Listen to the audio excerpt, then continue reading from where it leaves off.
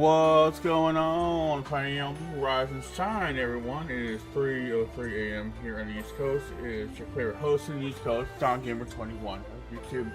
Welcome back to my channel. It is May 8th, 2026. Let's get straight into it. Let's have some fun. It is Final Fantasy time. Let's game, brothers and sisters. Let's game. If you want to game with me, you're welcome to. Always good to have you. So I'm going to change into my favorite attire for my Black Mage.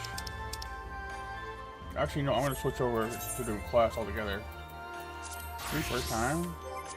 Change my... You know what, let's keep this on. That's a good idea.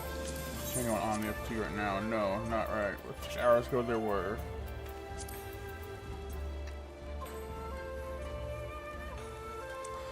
Okay.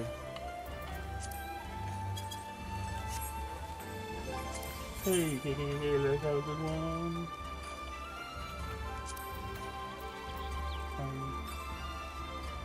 Word claimed. Word claimed. Oh, reward unclaimed. Okay, let's just go for this then. Got wait time 18 minutes, okay? Wait.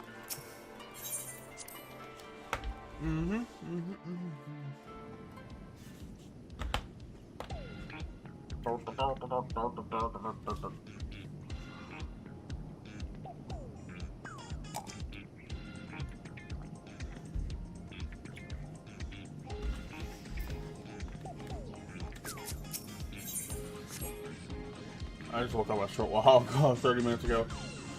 My eyes a little watery. But we're good. We're good, son. We're good.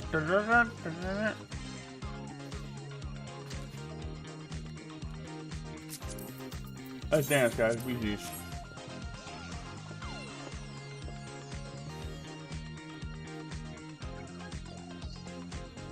Wow, you want to bring up a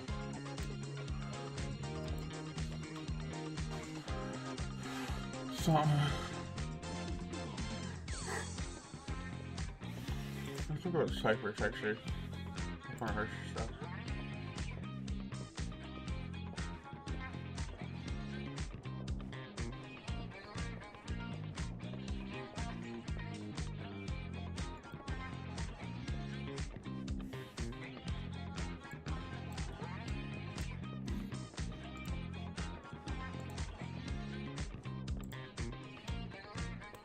Oh, the ick list.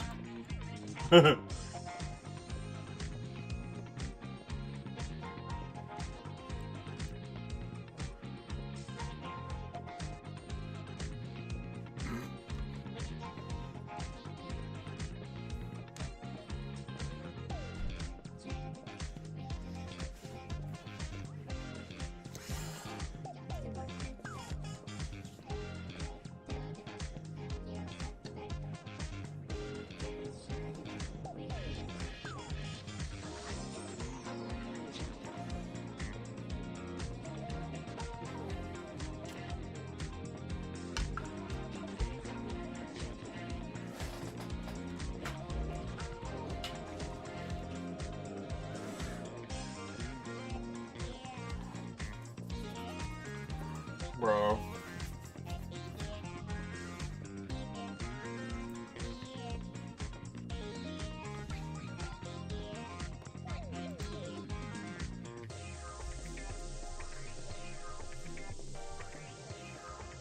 Yeah.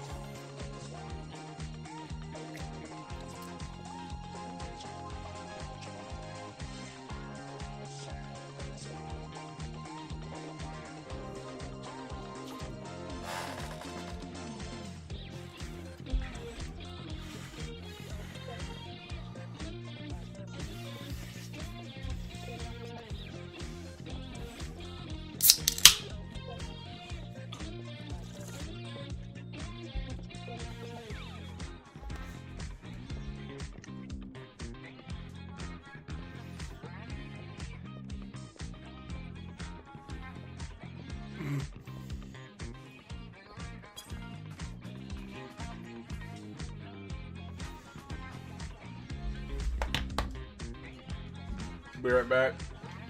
Need a coffee.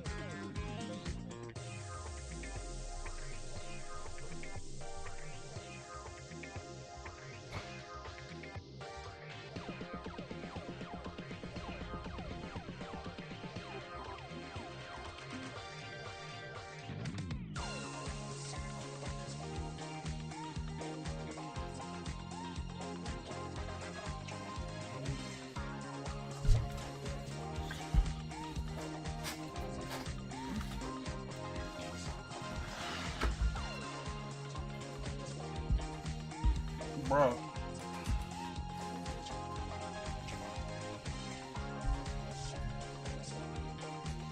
Bro. It's a birthday.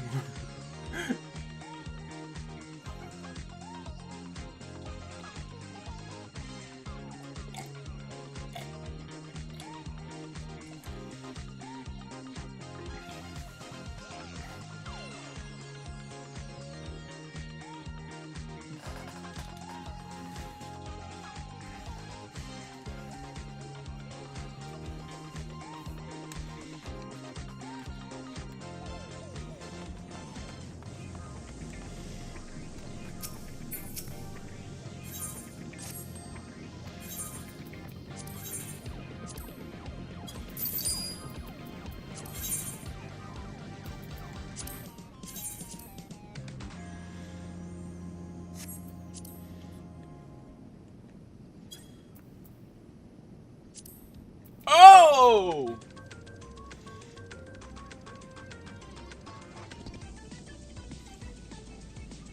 Bro, her serious ick has seen men happy, bro. This happens sometimes. Tell me you're miserable, tell me you're a miserable person.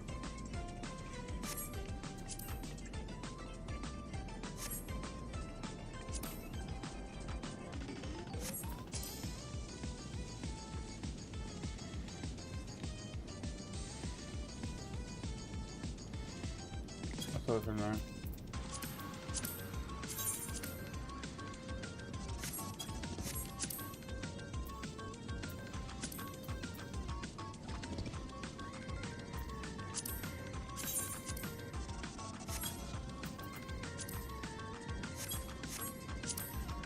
I shouldn't be selling this. Well, I'm an idiot.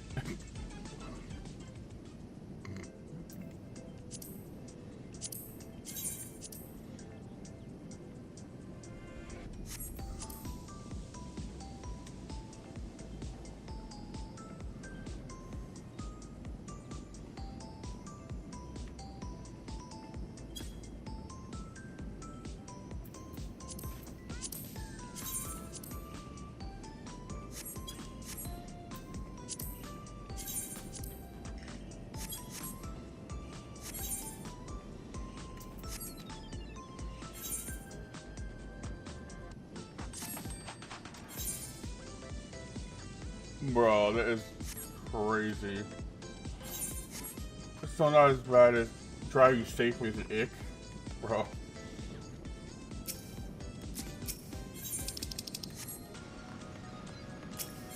Jesus.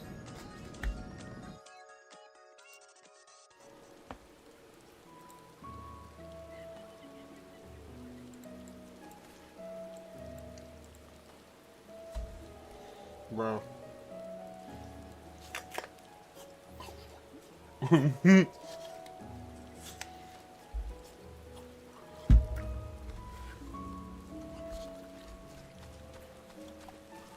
Wow.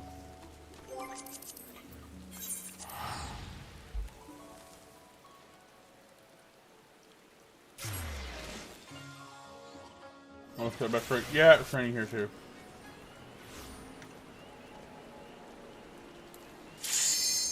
Oh.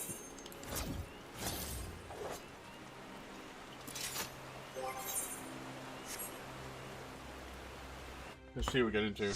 I better know what it is. One or two things. Alright. I'll hit it.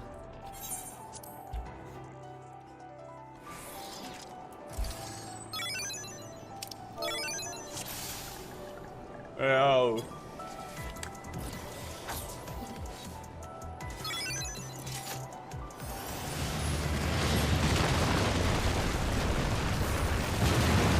Let's go.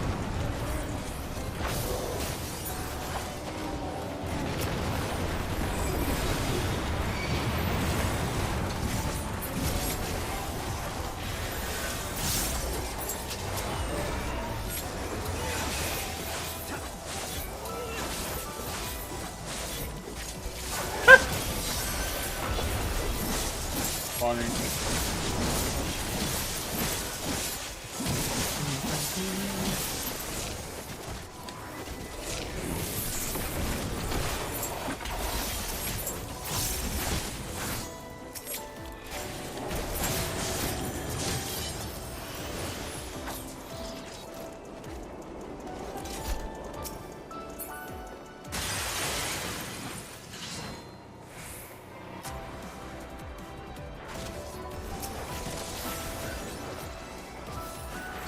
Bro.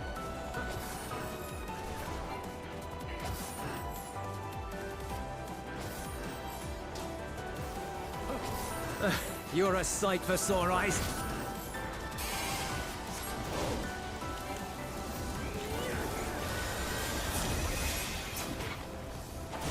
All right.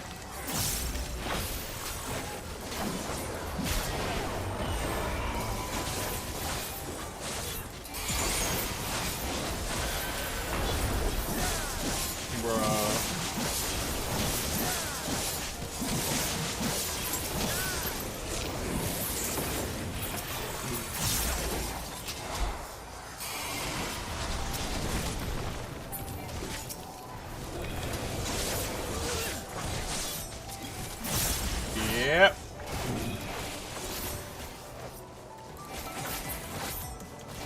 Appreciate the help.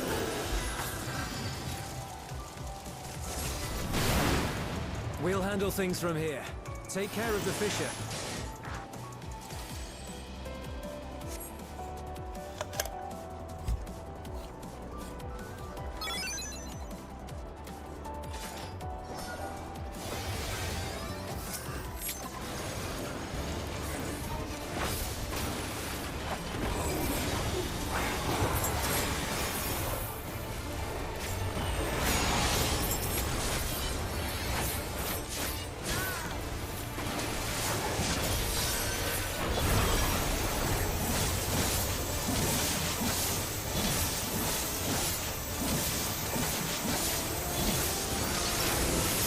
All right, all right.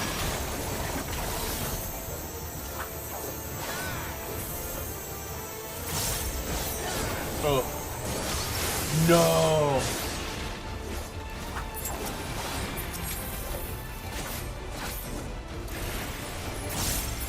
That's bad.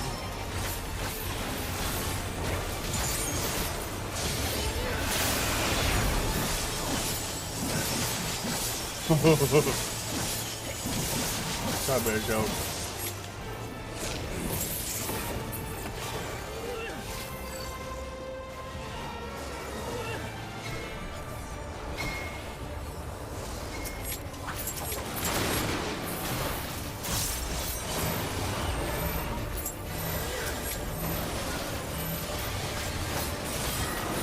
Wow, that is wild. That's gotta be a joke.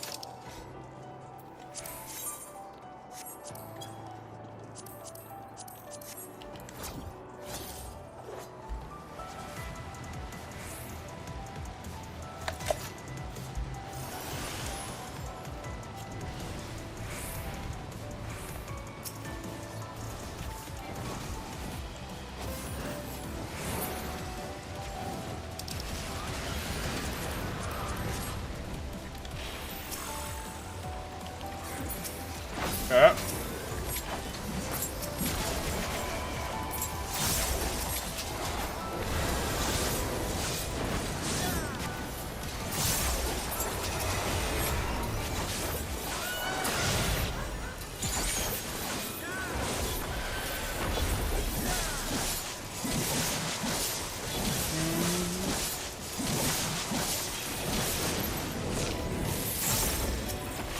Woo!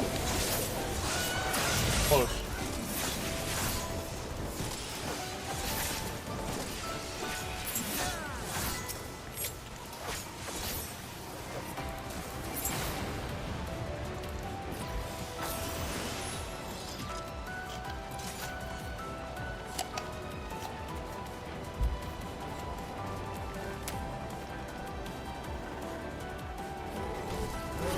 Yep.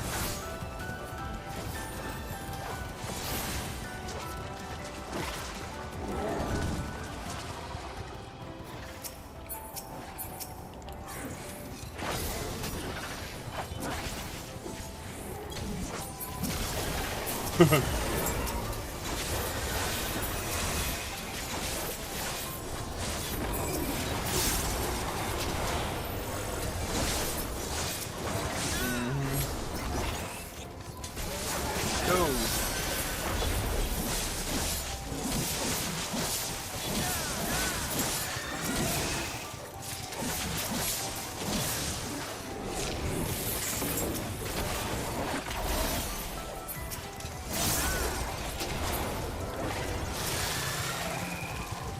Next boss.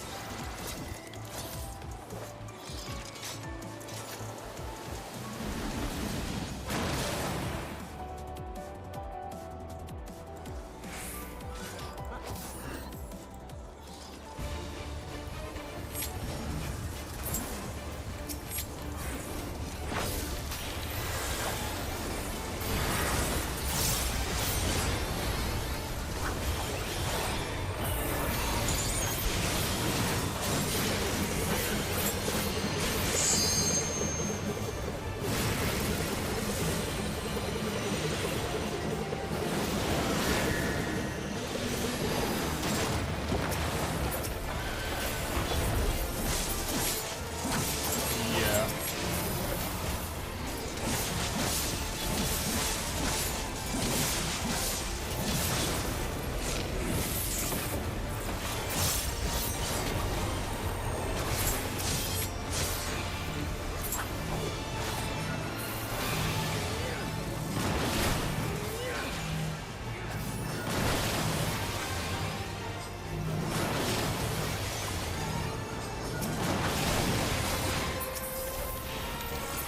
Yep.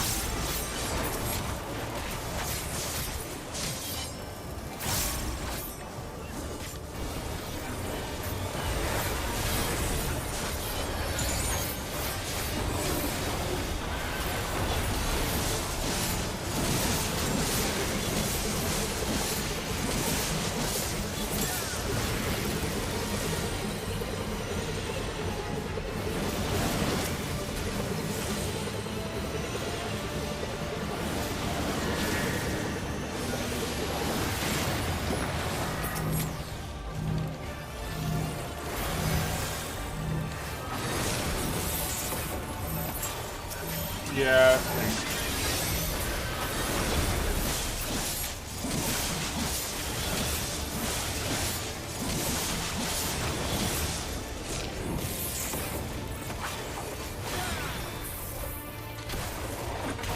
Woo!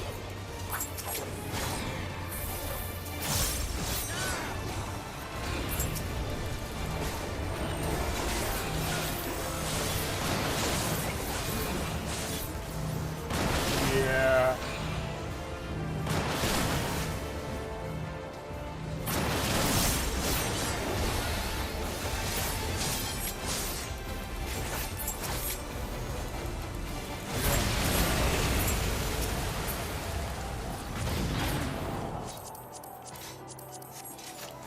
Whoa.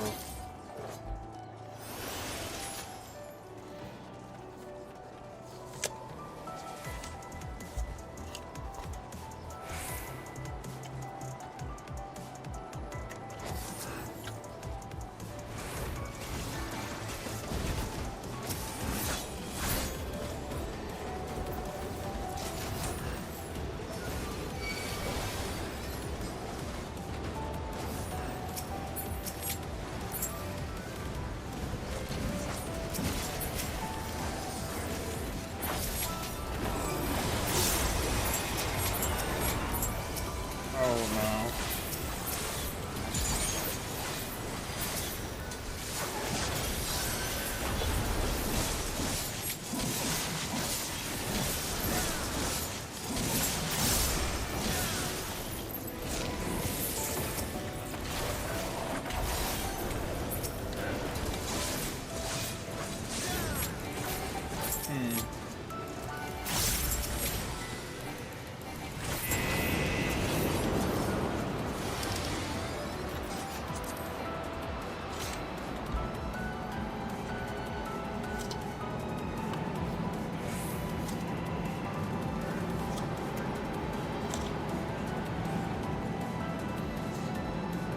I know, feeling.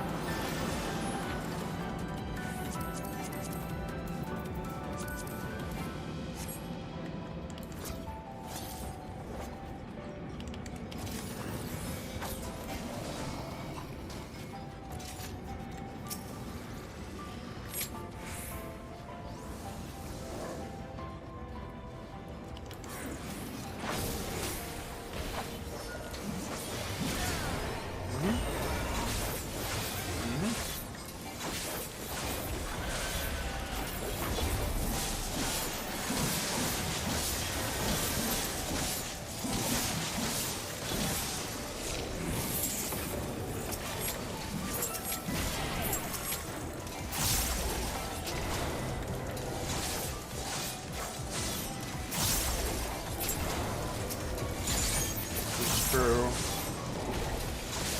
Yeah, we might like it.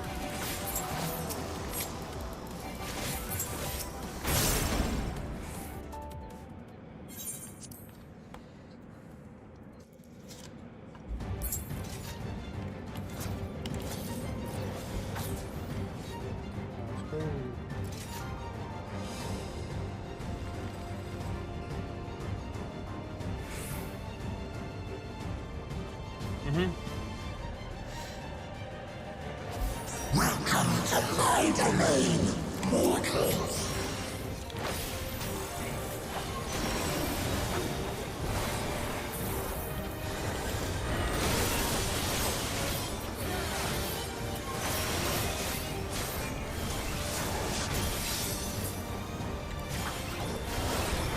Yeah, I'm going back. Take form and serve.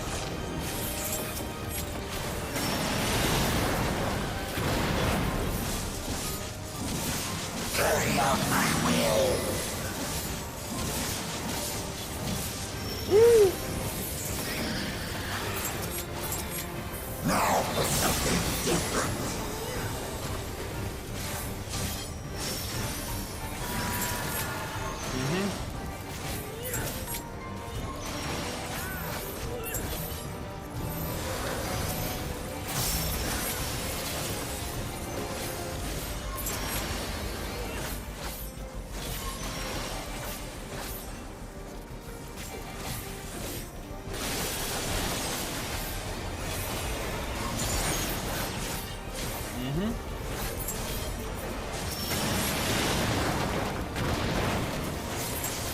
Time to pull the string.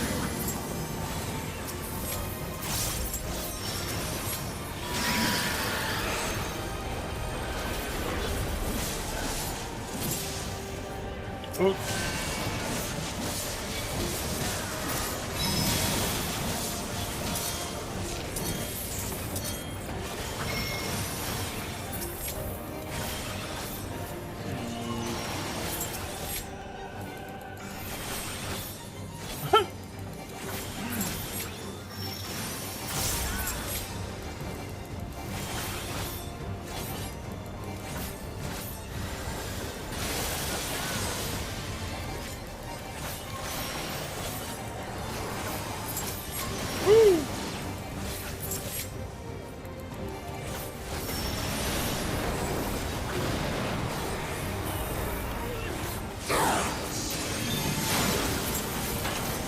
There we go.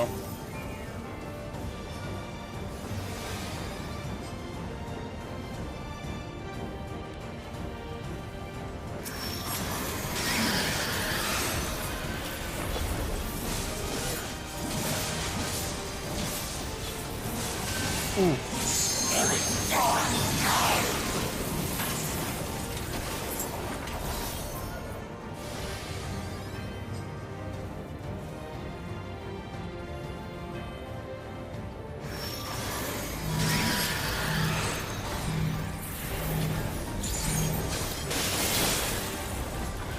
Cool.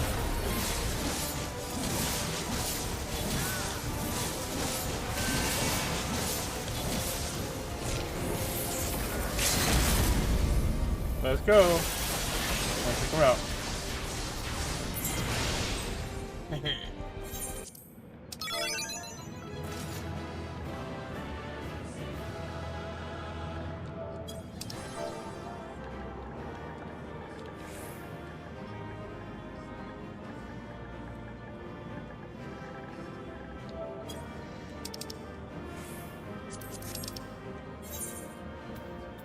Good.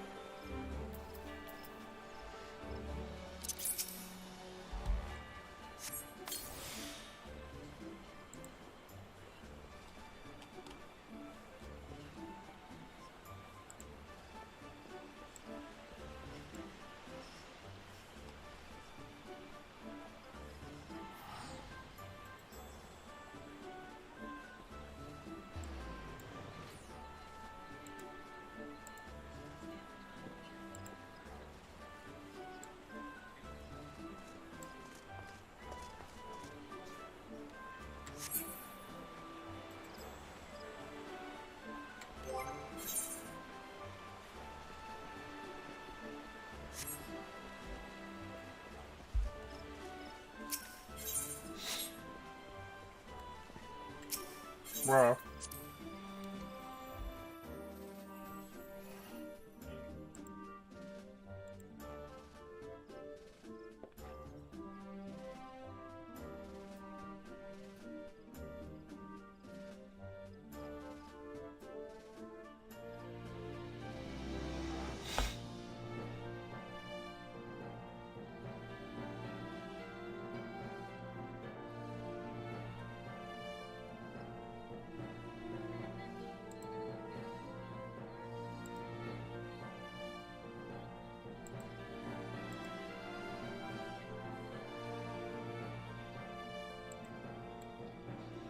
Bro.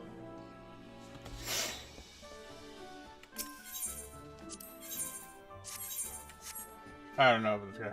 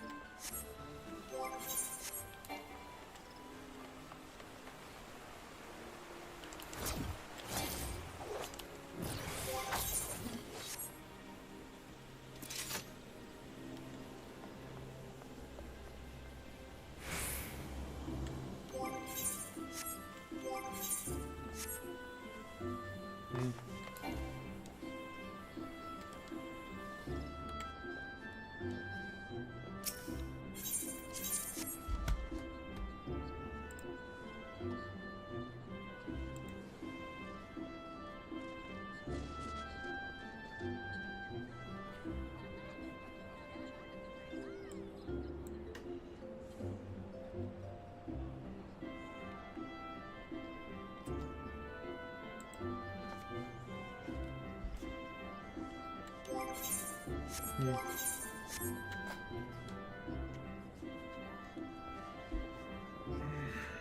let's check it.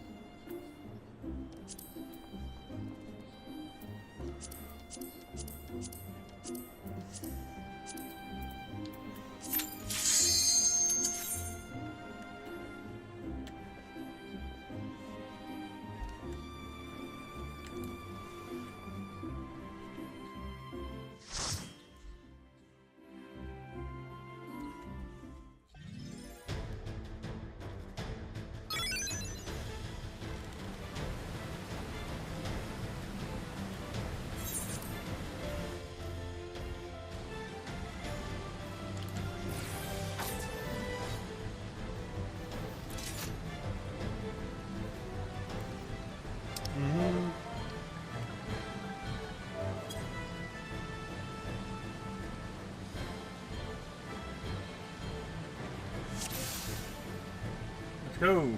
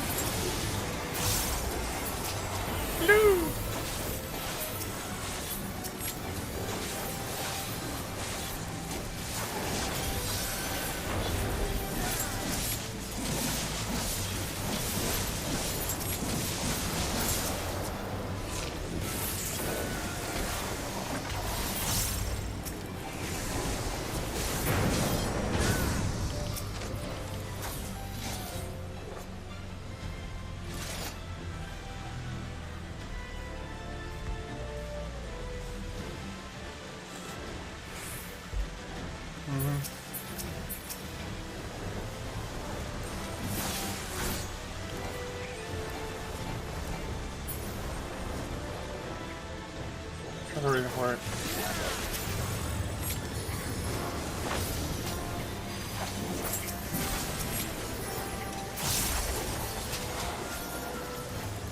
Woo! Here you go. I don't want to use.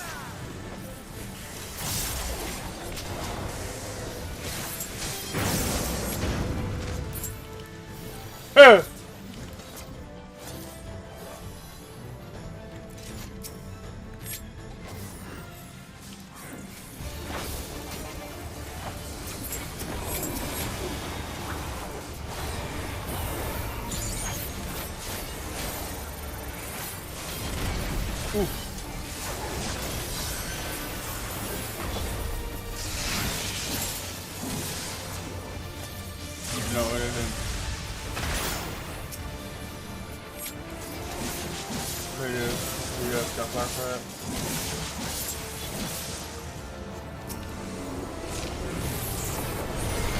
that. Not wise of the way he talks though.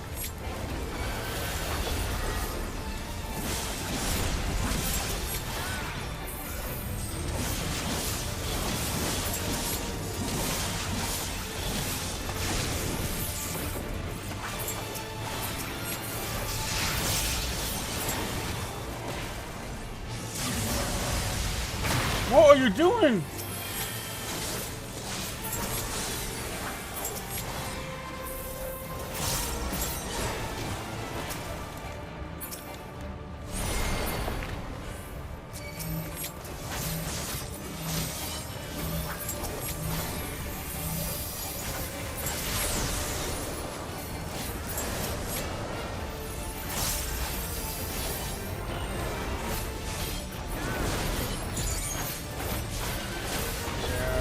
That's not good.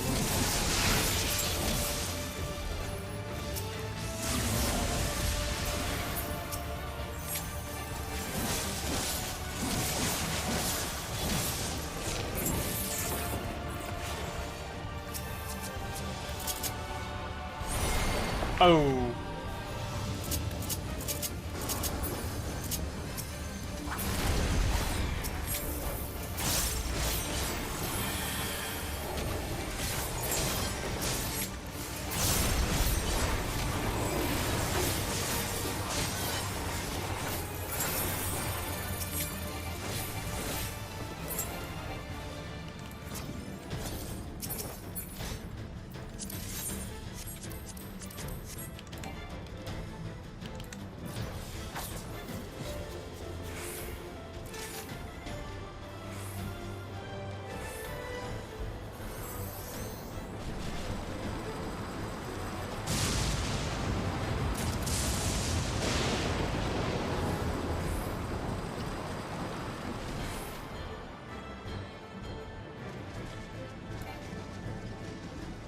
Well,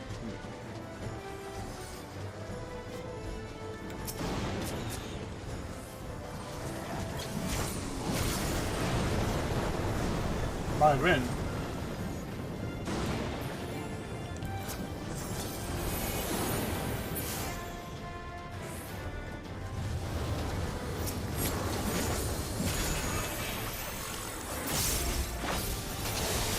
Oh yeah. But I can put them in line of fire too.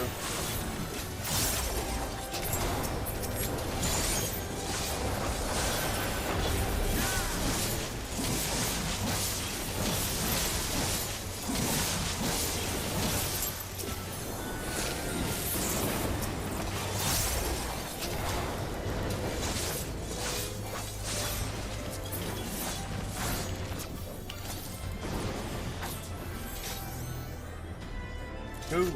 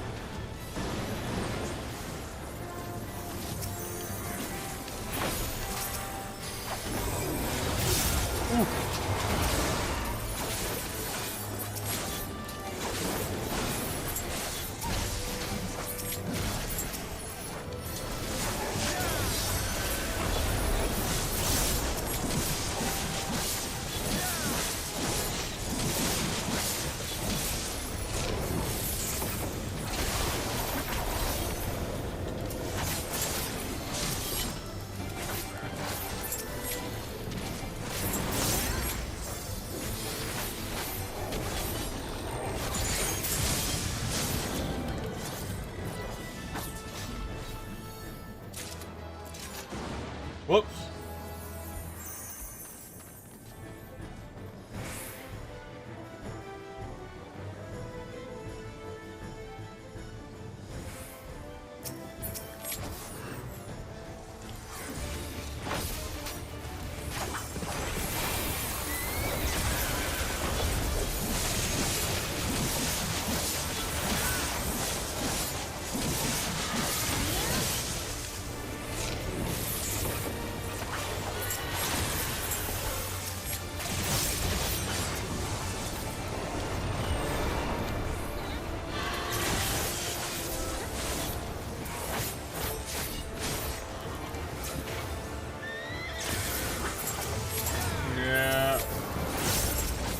That's a hard choice to have.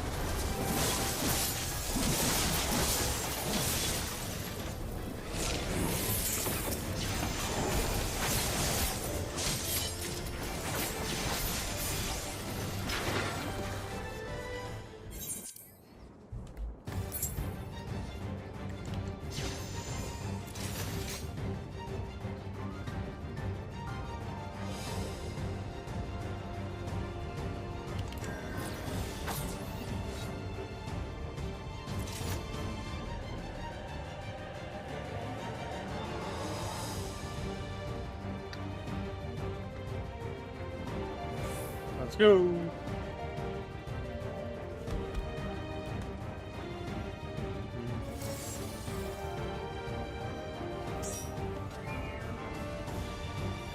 Let's go.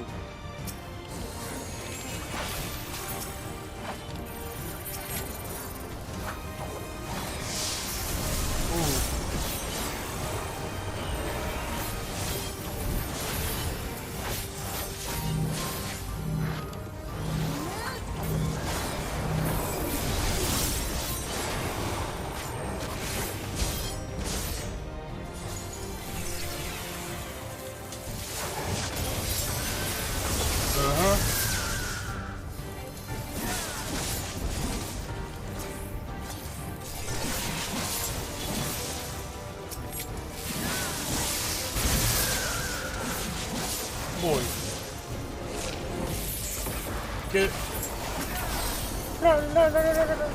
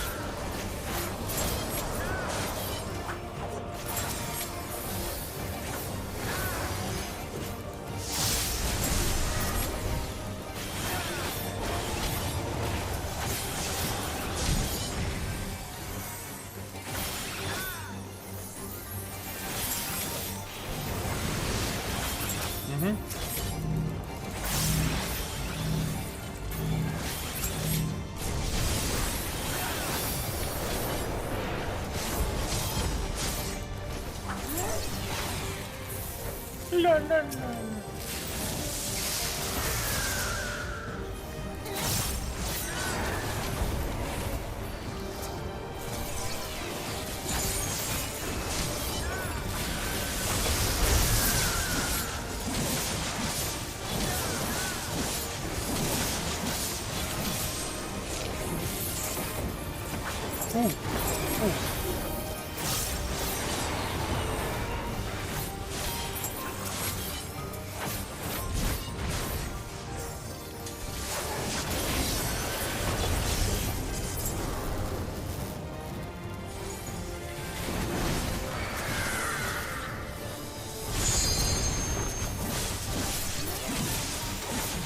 Stupid.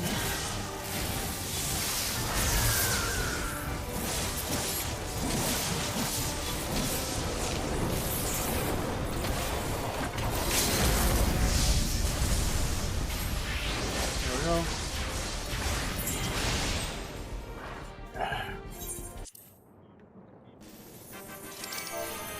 At this point, he is.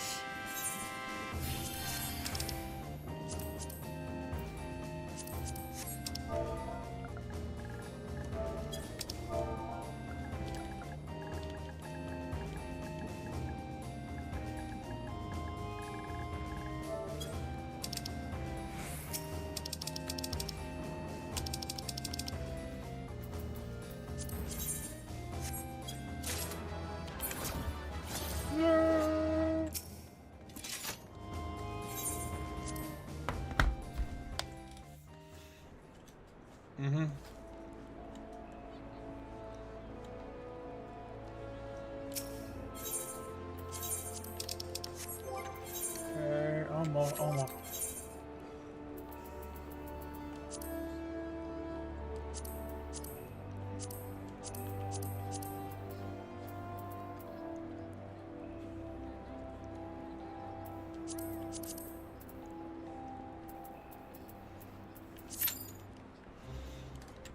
Yeah. Can't kill someone. Alright.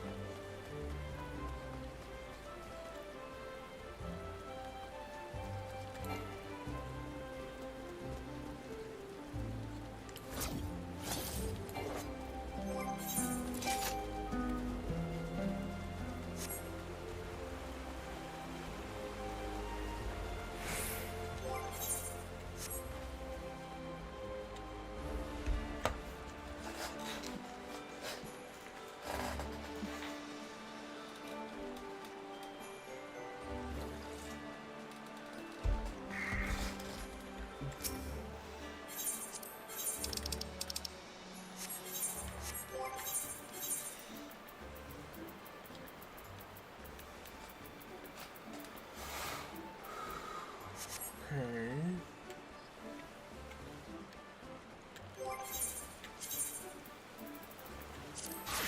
Try something here.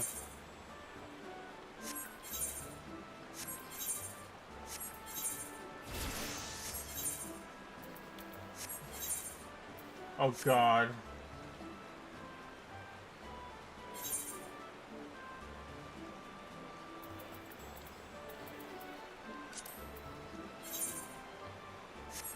Oh, Tecton, you idiot. Don't even know that.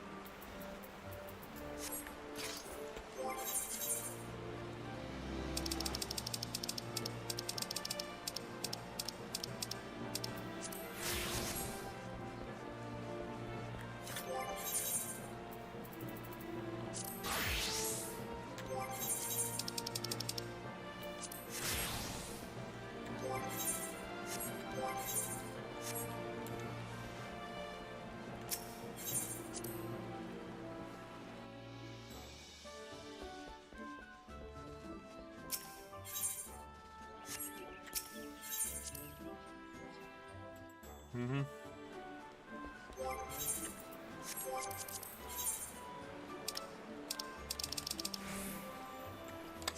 Come on, wait.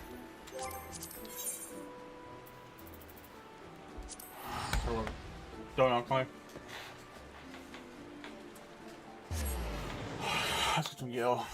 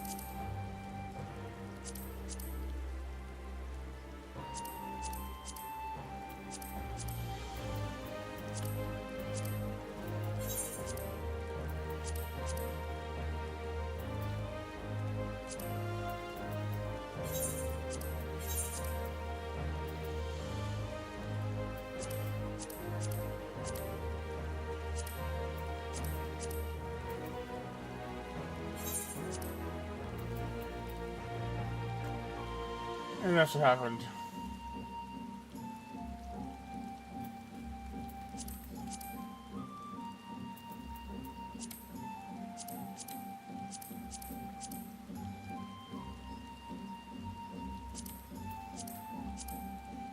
Yeah.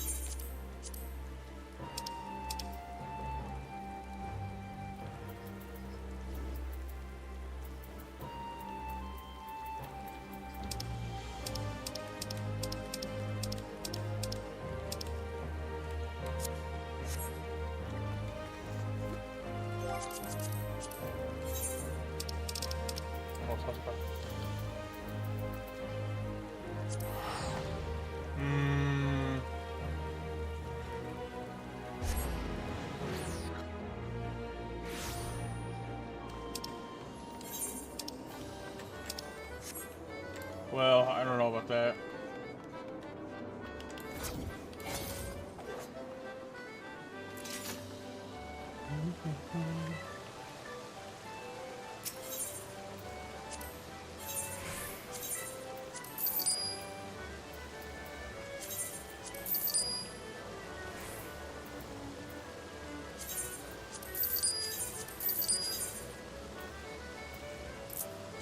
Yep.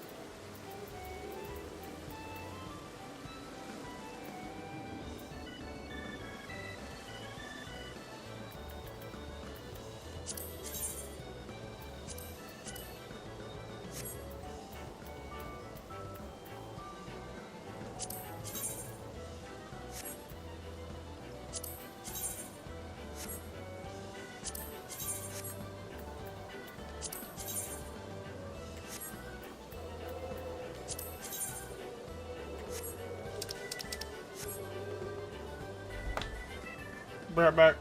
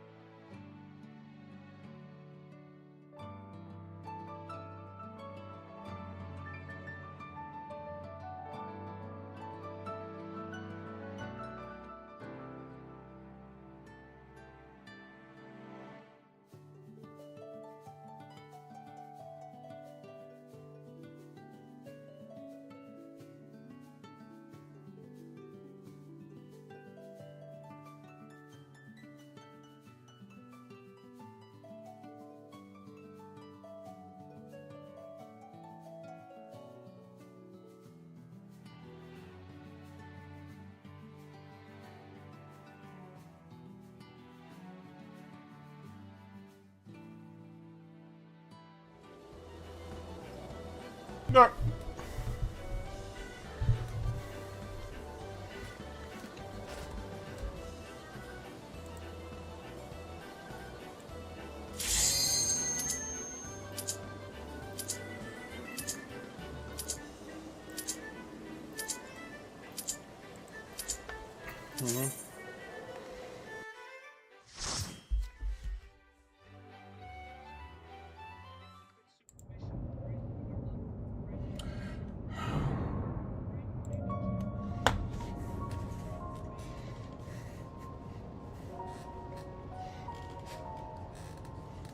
Oh.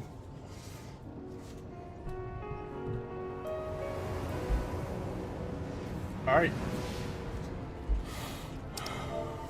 Yeah.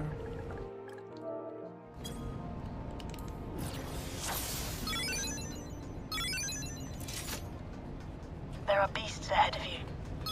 They must have gotten in and made themselves at home.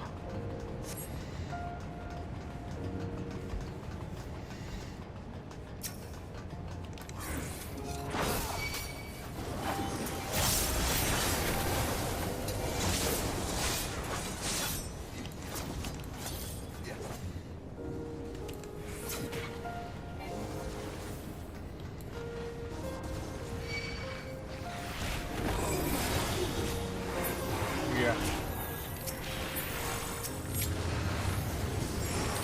Woo! Go.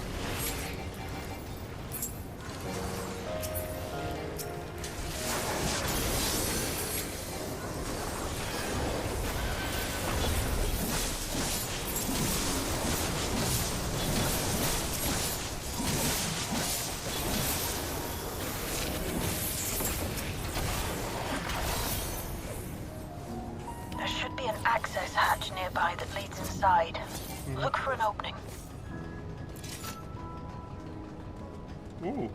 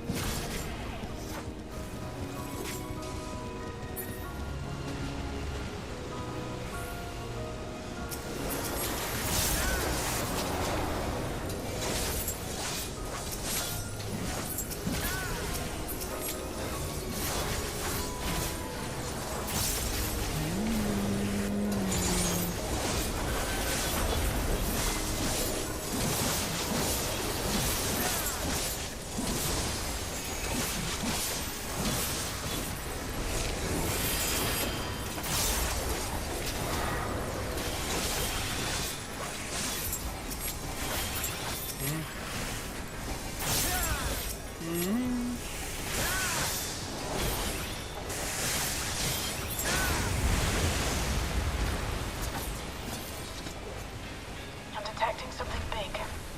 You'll have to deal with it to continue on.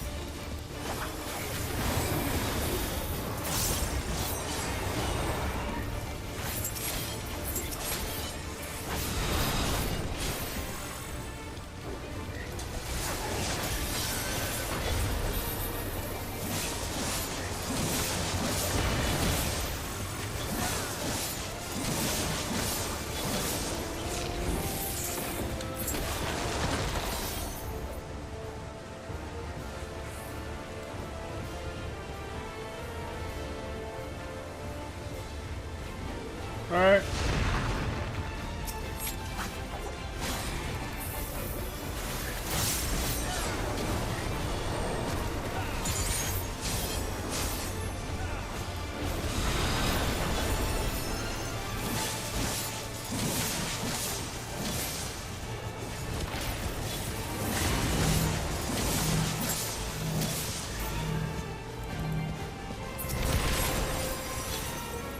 Ooh.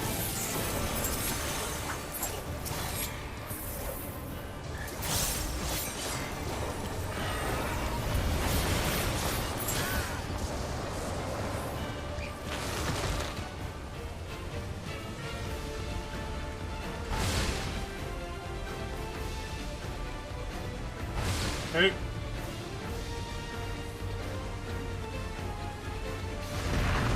Oh, the healer doesn't know. The healer doesn't remember the mechanics, so I did that to sure as just to focus on where I was standing. What's going on?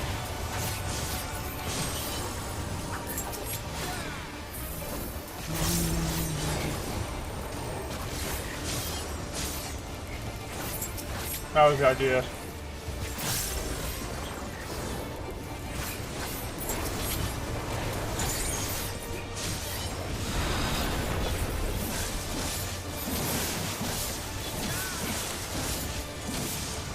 Yep, we're getting it.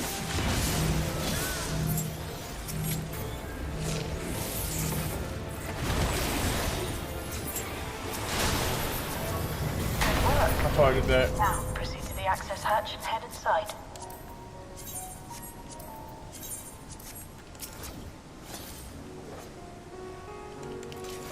Alright, it's my way of explaining to the healer. He knew it just followed me. I probably could have did a mark on it, so I didn't think about it. I don't use markers that often.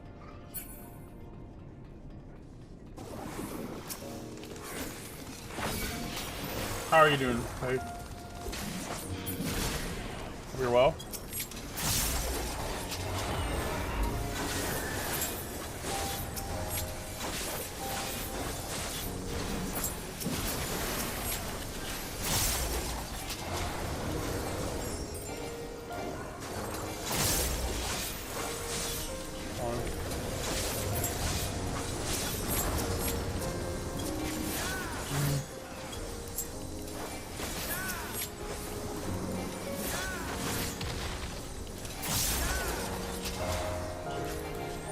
Oh, you're good. Yeah. Usually people put different kind of markers. Put different markers. I should put that. Ever Keep's construction was apparently a constant that's how I was battle using against it. the rising water level. The markers you generally. Even during the war, the people labored to maintain the castle. Yeah, you never seen it Meant before. a Yeah. lot to them. There's other kind of markers. Like, look, there's this. Upsetting to think that preservation's terminal This is game has in all this kinds of place. markers. You apply. I've never used it. I've heard to use a different marker next. Or I'll choose the one marker again, so I use it, so I don't confuse if I do.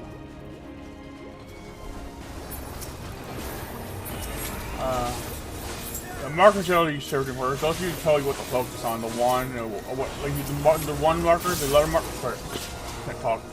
Give me a second. The number markers usually indicate what targets to attack in what order. 1, 2, 3, 1, 2, 5. Like what's the focus first? Focus your attention on, and that's how it works. Or what's in the focus first and what's the focus next, yeah. But I was using it kind of as a, hey, follow me. Yeah, this game has markers, various markers. Even ones you use for raids. So, you have come. Let us measure your strength. You don't want to.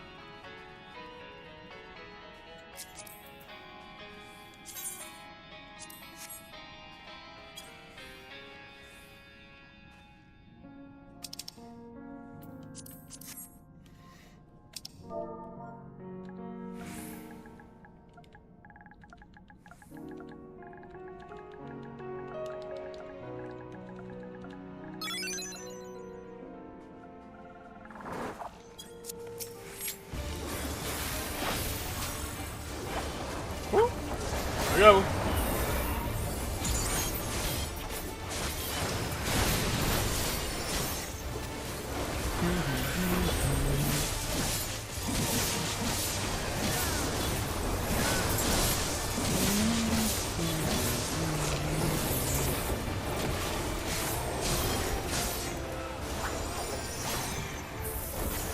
This one I can mess up sometimes. It's not hard to mess up.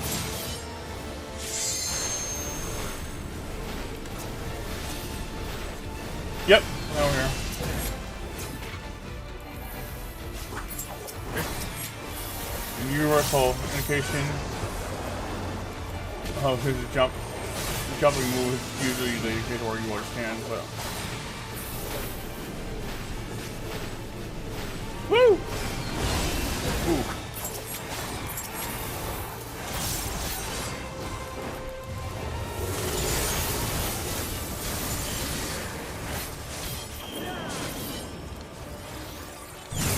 Woo! Oh boy.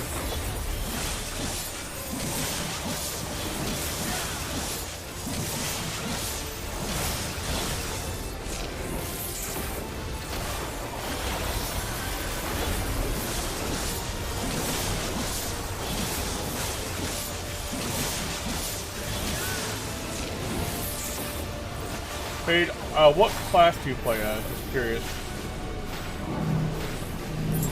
Oh boy. I thought I was gonna get hit there for a second. Like, what's your favorite job, or, you know, play, like DPS, or weapon class, you know what I'm talking about? What I'm trying to say. I'm not really choosing the right words right now. My brain is not here.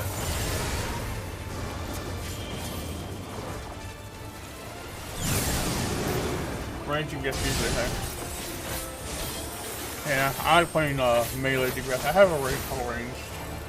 Yes, from Canada. I have a the only range I have is well, I have a caster, I have a black mage, I have That was hardly bard. a challenge, I see. Bard haven't played in a while though. You will show me out, more. but that's all I did. I bid you press on. So play it again. Reaper's just my favorite.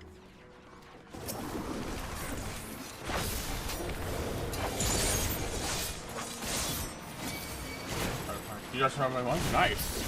I haven't played monk yet. I did start Fugos a while back, but I kind of left it a long time ago. Might go back to it though. Probably eventually.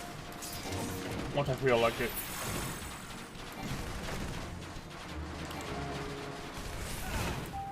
Oh boy. Let's pull them all up here. Alright. Good idea, guys. How you liking, monk? Fun? I have a friend that plays Hugo. He hasn't gotten as far as monk yet, though. Playing a lot of Diablo. He really likes playing Diablo. Played all of them. Literally played some Diablo before.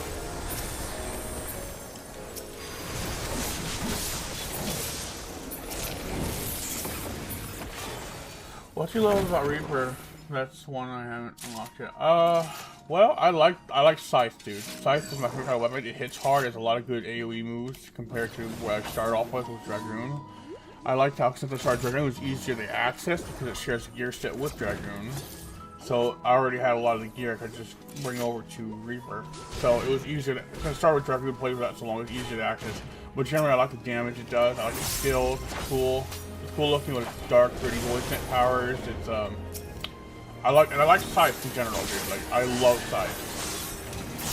And I just said, you know, it does some pretty big hits, so like it's pretty hard hitter. And a lot of AoE hits too.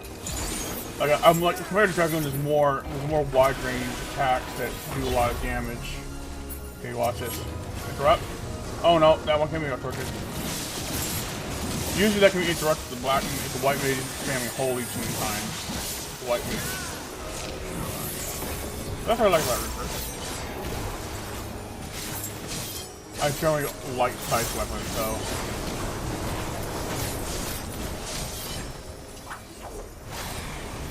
La, la, la, la, la, la.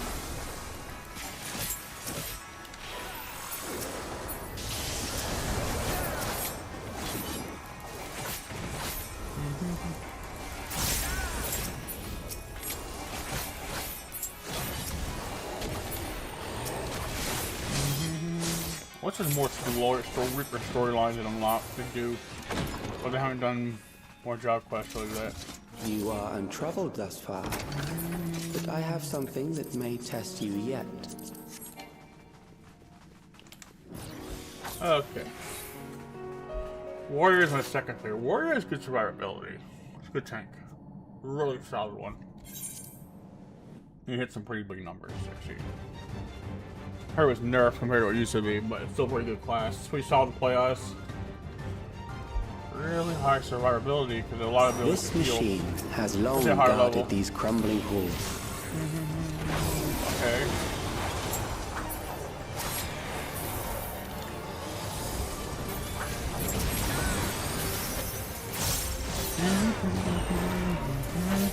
How will you handle this?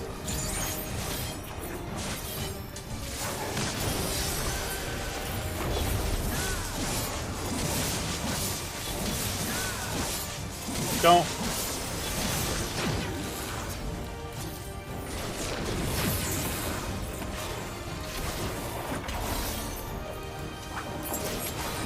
Let us introduce more weaponry. Okay.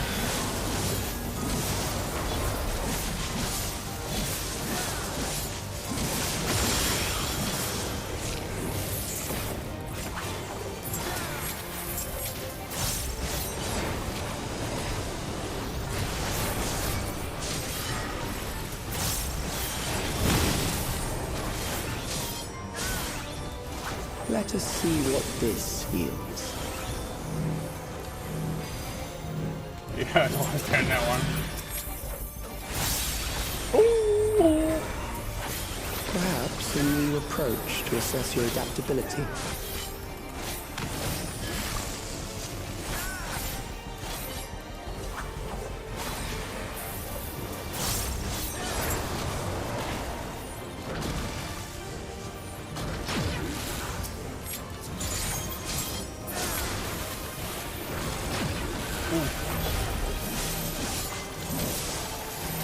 Back up. Still alive. How unfortunate. Yeah, Reaper's a good class though. I really recommend it.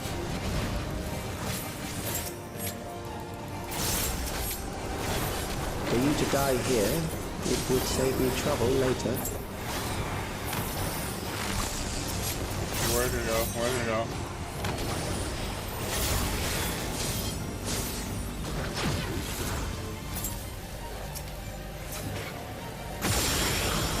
Ooh.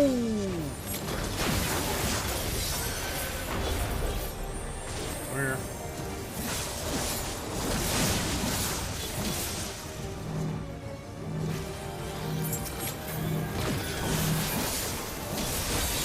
Ooh.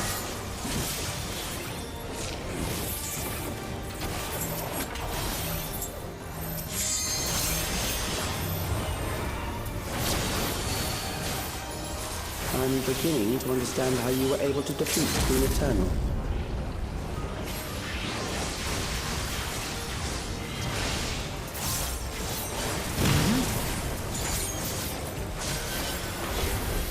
Almost. Yeah. Oh, oh, oh, oh, oh, oh.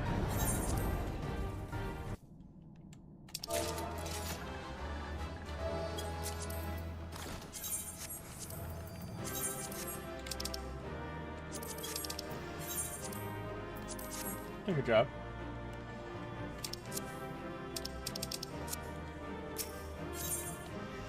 Ooh. You got that.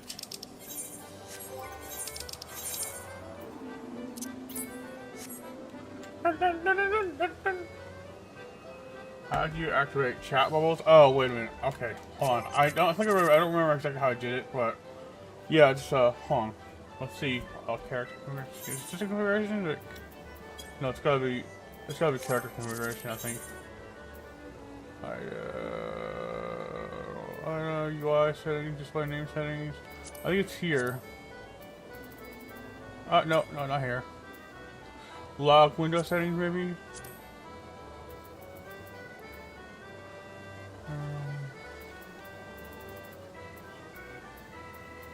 I think it's here, not sure. Oh, here! Chat bubble settings. It's under log window settings, and you go all the way down here, chat bubble settings, and you can just set them like this. See, all good. Does that help?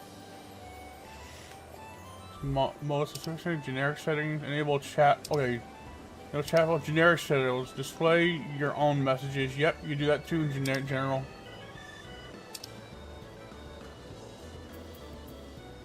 Two rows, one row. Normal. Chat bubble size. Oh, okay, just a size. I didn't really need it. Yeah, no problem. I like having them enabled. They're pretty cool.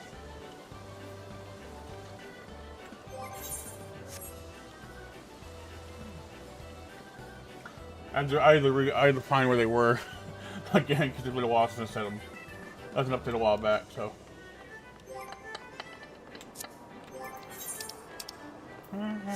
Turn this. Go over here. Turn this in.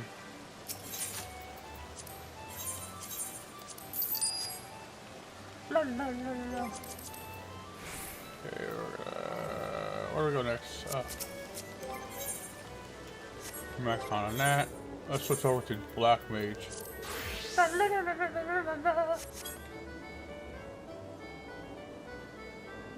I just rejoined the research stream. Oh yeah, research not released out yet, but it's coming. At least the next patch. I'm not sure about that. I don't think it's out yet. I'm pretty sure it's the next one. But that's definitely a class I want to try out. That limited class. It actually looks pretty cool. I bet like a lot of you will be playing it too. Like I remember when Blue Mage came out, dude. Like I went out to the areas around Old God and the area. Everyone was doing Blue Mage and getting spells. September? All right. Oh, dude, Dude, please tell me it's. Dude, September's my birth month, dude. Like I was born in September. It sounds like a great birthday present, bro. This is gonna be wild. This is gonna be great. Oh man, it comes out on my birth month. It's a ways off, but you know. Got to stretch a little bit there. My joints are gross, but whatever. Okay, let's do.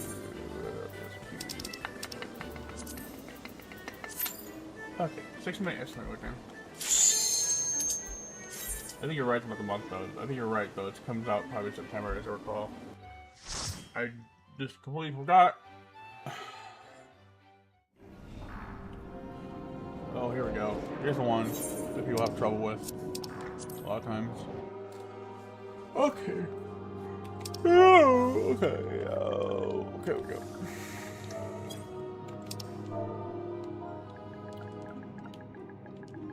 Wow.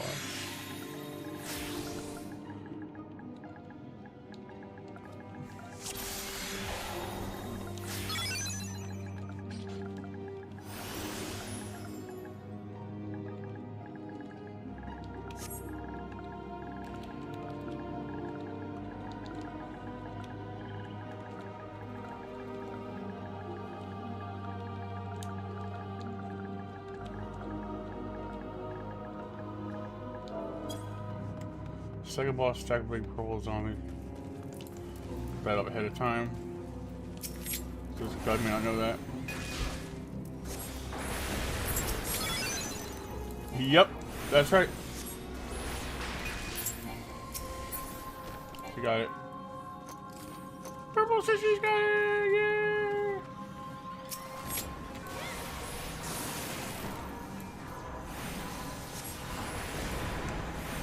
Yeah!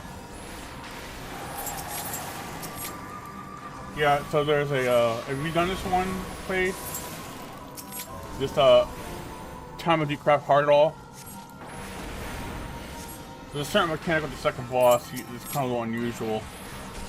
Remember when a lot of these, certain mechanics, this one is one where he targets you and you gotta overlap it on the zombies in order to actually kill them, otherwise killing them with your weapon will just, I mean, they'll explode and then they'll kill your whole team. A lot of people make that mistake here.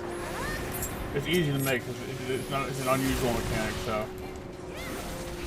Like, only the OGs know the mechanics on that one.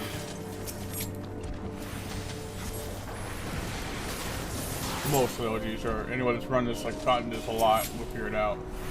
But we knew it before that. We were there when the rules were written. Who is messaging me right now? No one's messaging me, they're just typing shit. My Discord notifications are going off.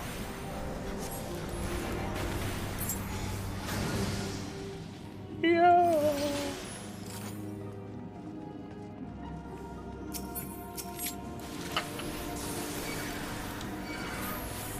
Ooh.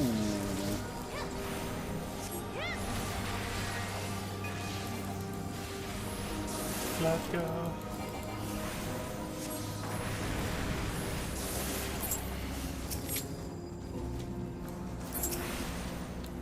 Let's go.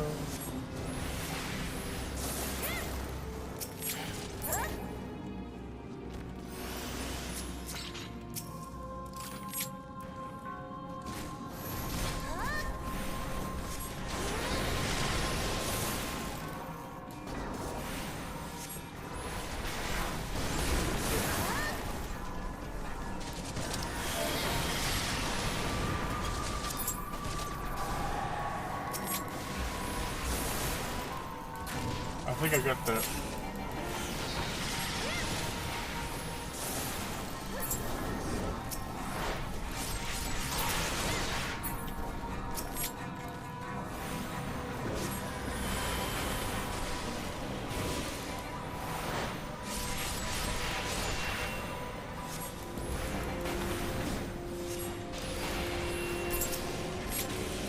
Oh, it's the first boss from again, not the second one. Joey.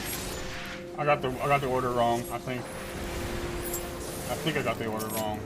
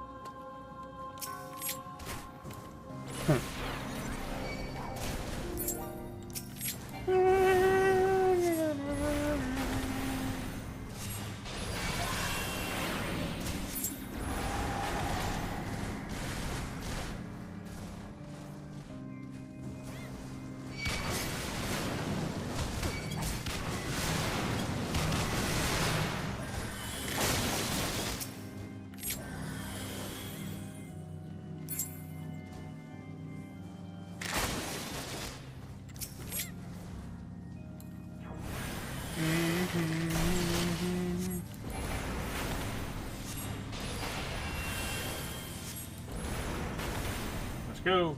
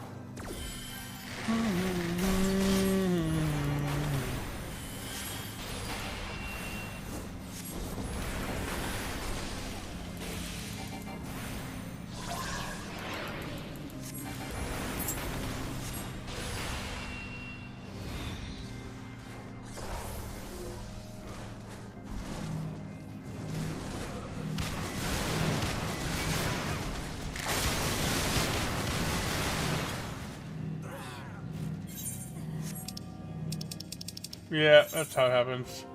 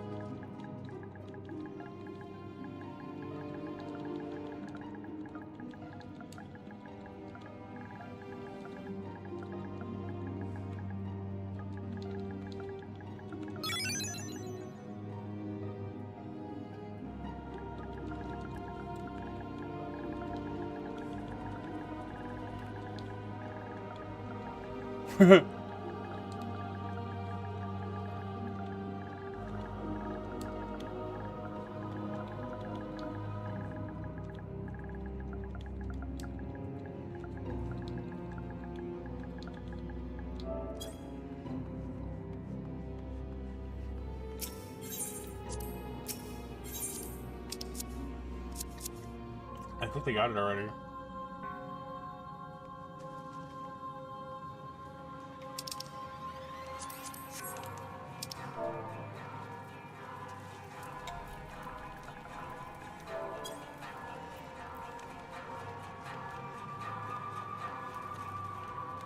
Mm-hmm.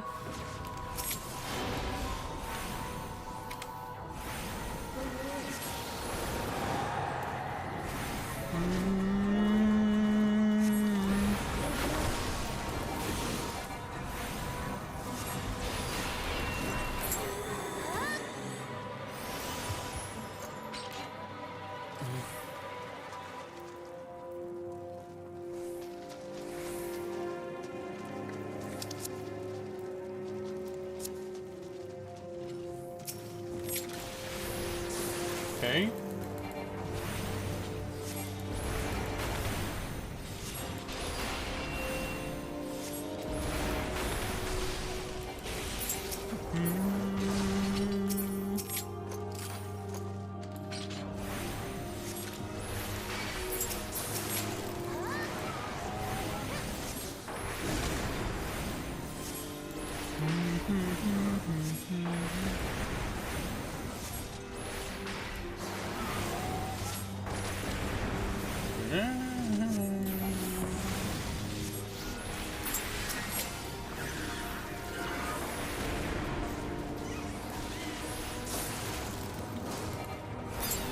Woo!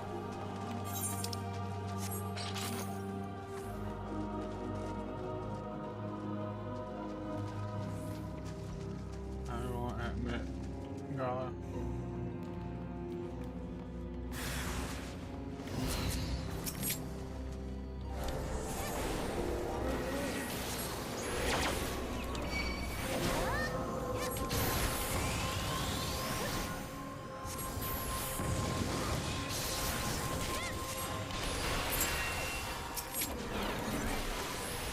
Woo!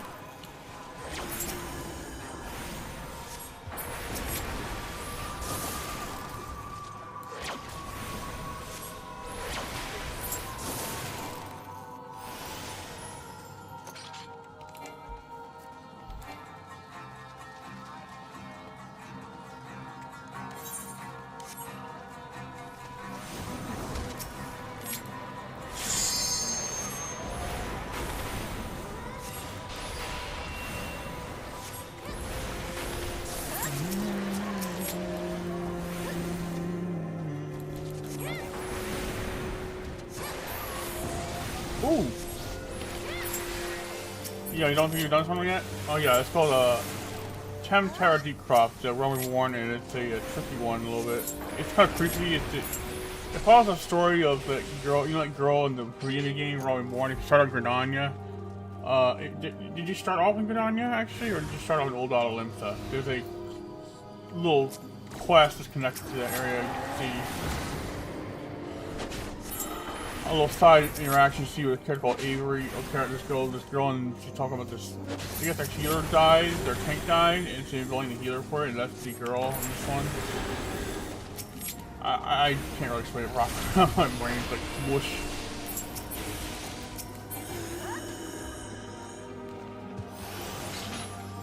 where did you start? Did you start in Gridania, Ul'dah, or did you start in Limsa?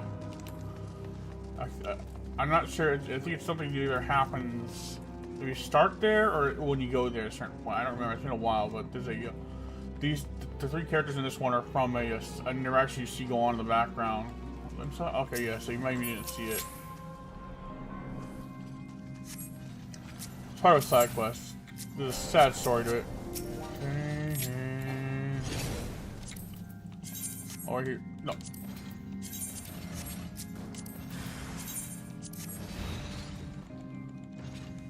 Bring him over here. Bring him over here. Oh no. Yeah. Okay, yeah. They're gonna.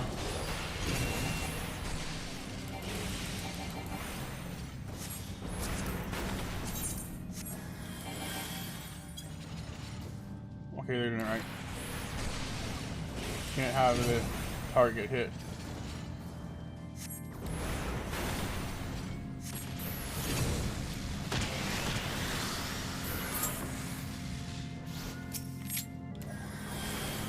This one, somebody's trying to trick to him.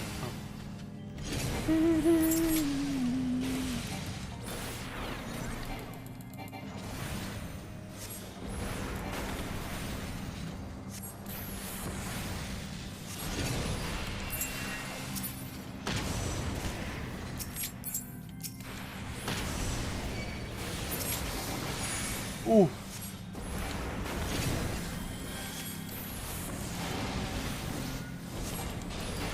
Good night. Woo! Got him. Yeah, there's a.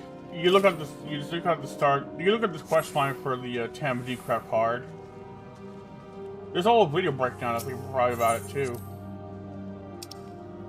So having a Johnny sees interaction between a healer, a party. And they're blaming the girl, the healer, for the tank dying. And the tank happens to be her husband. Or her fiance. And so they're grilling her and blaming her for it. And basically in this one, the grief over losing her loved one, and I think the accusation from her party members led her to insanity. And she's trying to revive him from the dead. And ends up signing with a void sense. She thinks it delivers something against him. Avery. Which is the name of her fiance. I think it's pretty tragic. So basically, you have to stop her what she's doing here. And in the story, the hero idolized the guy, her husband, idolized you as a hero. As your stories of yours try to want to be like you and idolized you. So she, oh look, Amelia's here. Your idol is here. Who's the her sacrifice? You know, so basically just lost her damn marbles. And it's tragic. It really is. It's sad. I feel bad for her. But yeah, we're dealing with cleanup. But she's up ahead in this room over here with the center platform up ahead.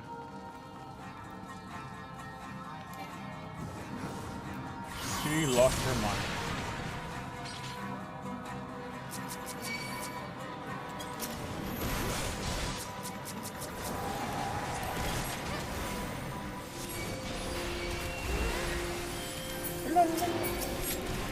Alright, gotta kill these first, okay.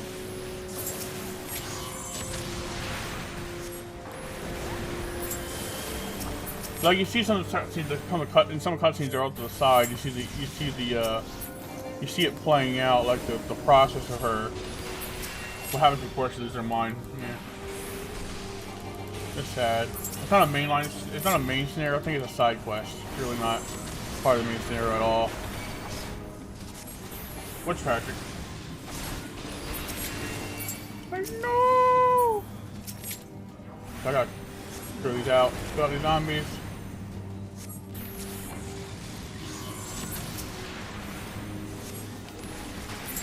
I'll lock in.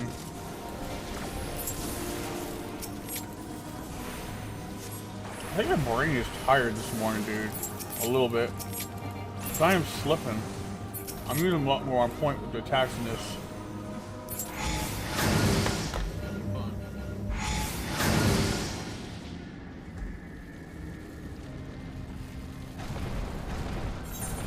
Just her.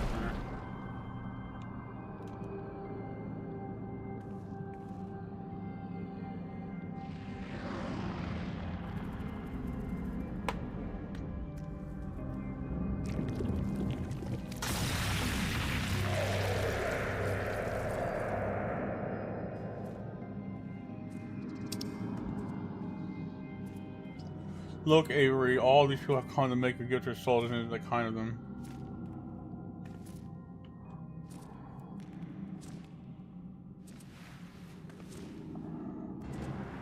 Sorry, I was about to sneeze.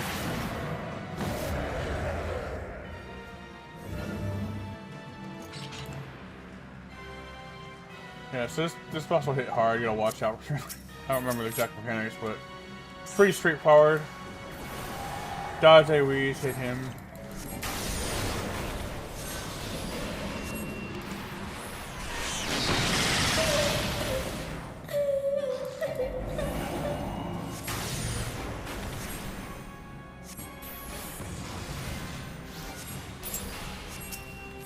La, ha, ha, ha, ha. Ha, ha, ha, ha. Ooh. Too bad. Poor girl.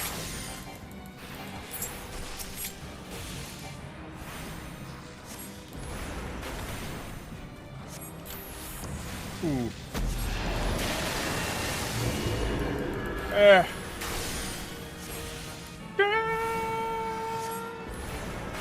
Bro, I love this game so much. Don't want to get hit by those.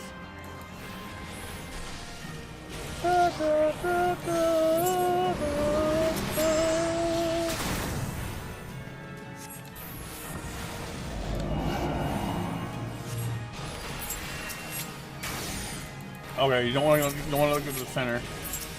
Trying to avoid him getting.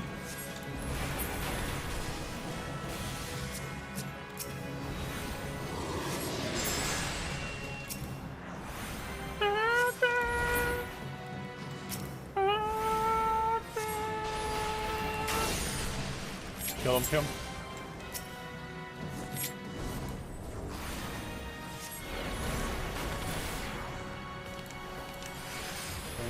And then, ooh. I'll take a charge over that one.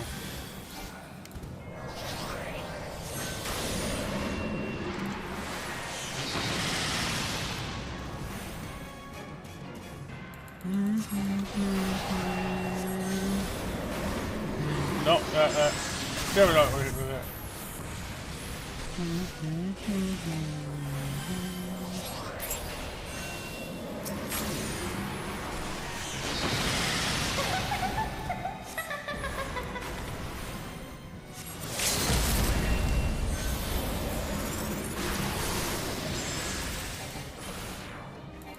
Nighty night.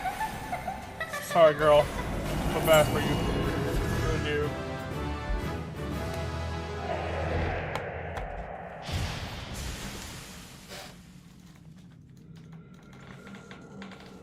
No, what have you done, Avery? No.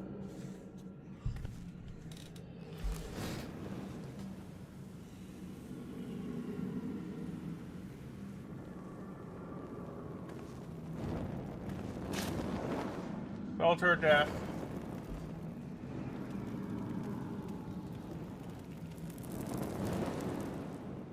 Bro. That is sad. That is twisted.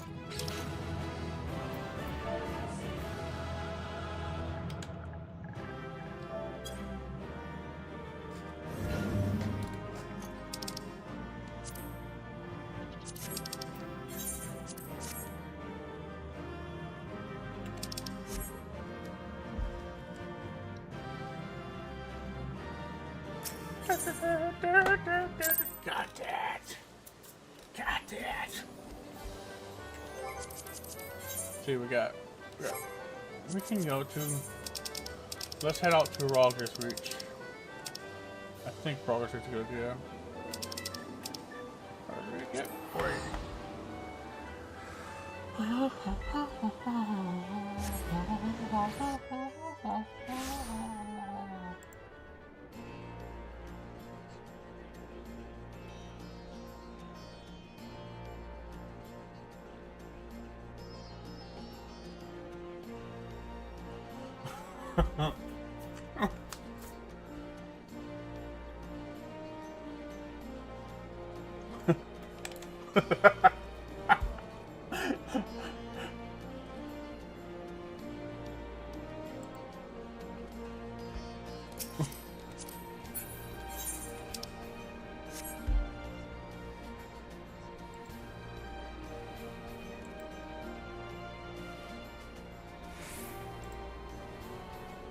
Bruh.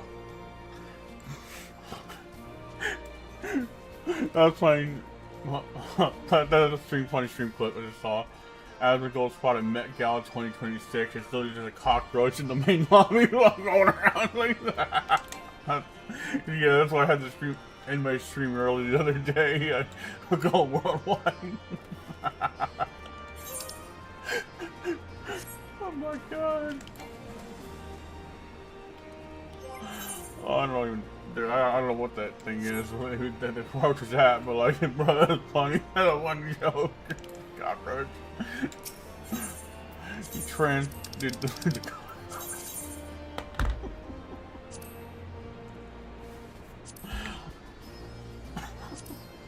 bro.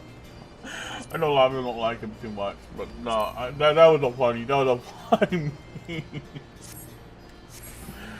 It was XQC that seemed like, oh, look at it, it's a cockroach, it's out of the golden. Fucking stuff.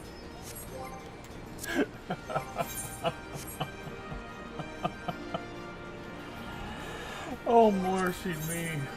Oh, mercy. See what we got left. Right?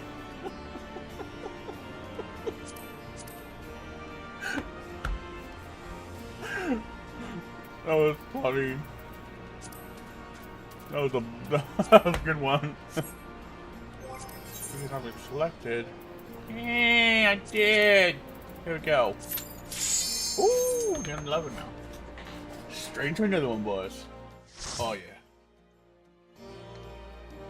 Dude, I gotta shave. After the stream is over, I'm gonna shave. I want to shave, dude.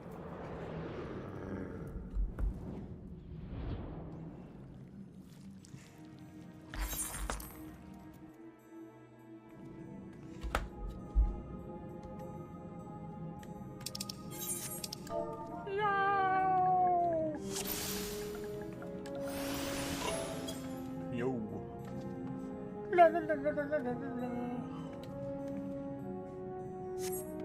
Oh. Alright.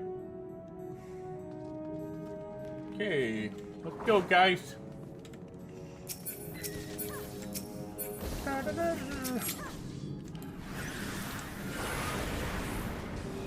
Let's go, go, go, go, go, go, go.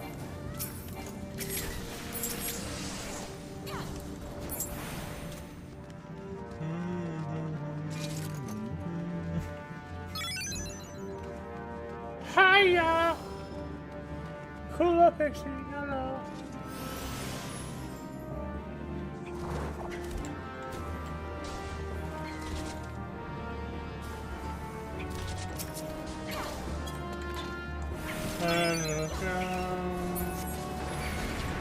Blue. What's up? Oh, that's happening. Okay. Yeah, I gotta.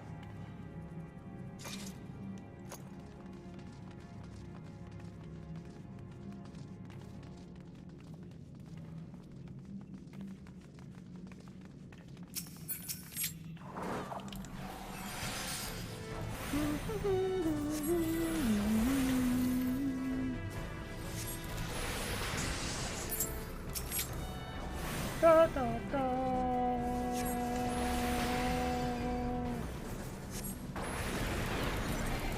Ooh. Switches.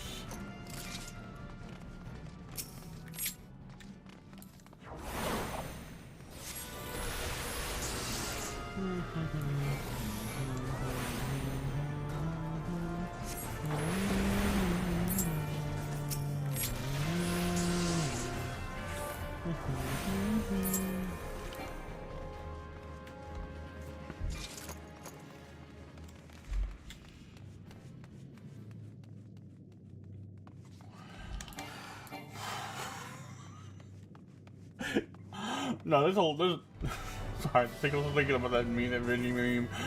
Well, my mind fixates something. There's several streamers. I do watch some ads and go to the stream sometimes.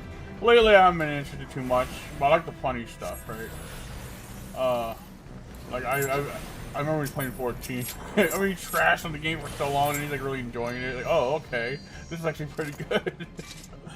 He gave up on it though. Like, eventually, I mean, he's not really he's a streamer first, he's a gamer second. So, but no, I think wasn't the issue because there's so many people swamping him that he had to back off games because he couldn't load into shit. Like his progressive wasn't what he liked. Because some people thought it was fun, a lot of people hated him though. I can see why people don't like him. He has some pretty bad takes sometimes. It cracks me up sometimes too. I mean, there's several streams. Like the one I can watch Tech Town sometimes, but I don't really care for watching Tech Town. Like, if I'm bored and there's no other uploads, I might look at his shit. But mostly it just annoys me lately. I don't watch the streams. I watch more YouTube clips than I watch streams. Like the only stream I really watch more is maybe Leaf with a Sorry sometimes, or some YouTubers. Like I don't watch a lot of streamers. I always watch their clips on YouTube later. Like with a streamer, I gotta sit there longer to see something that might interest me. On the plus side, it's interactive with communities. That's nice. I could do that, but like, it's funny. I stream, but I don't really watch streams that much. Not that I won't at all. It's just that very little other streamers catch my interest. I usually watch the clips, and the clips are the best way to introduce me to the stream. So. If I'm just going based on the streams alone now. But to see the clips, I might tune into the stream more. That's how I am.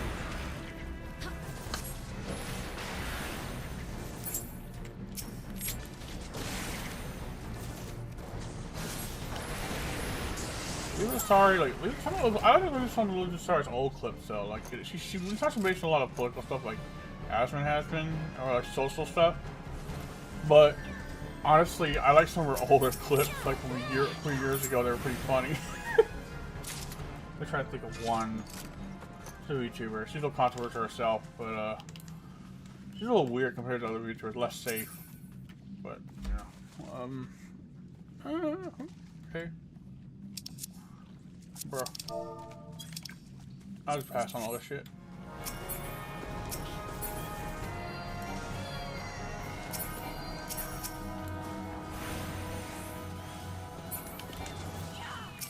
Oh, God. I'm out of MP. I gotta watch this. Best way to do it this low level? Do it this way.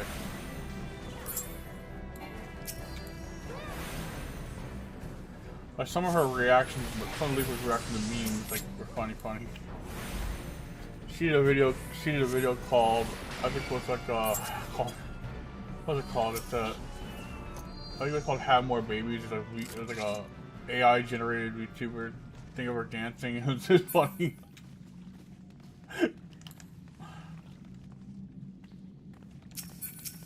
Bro.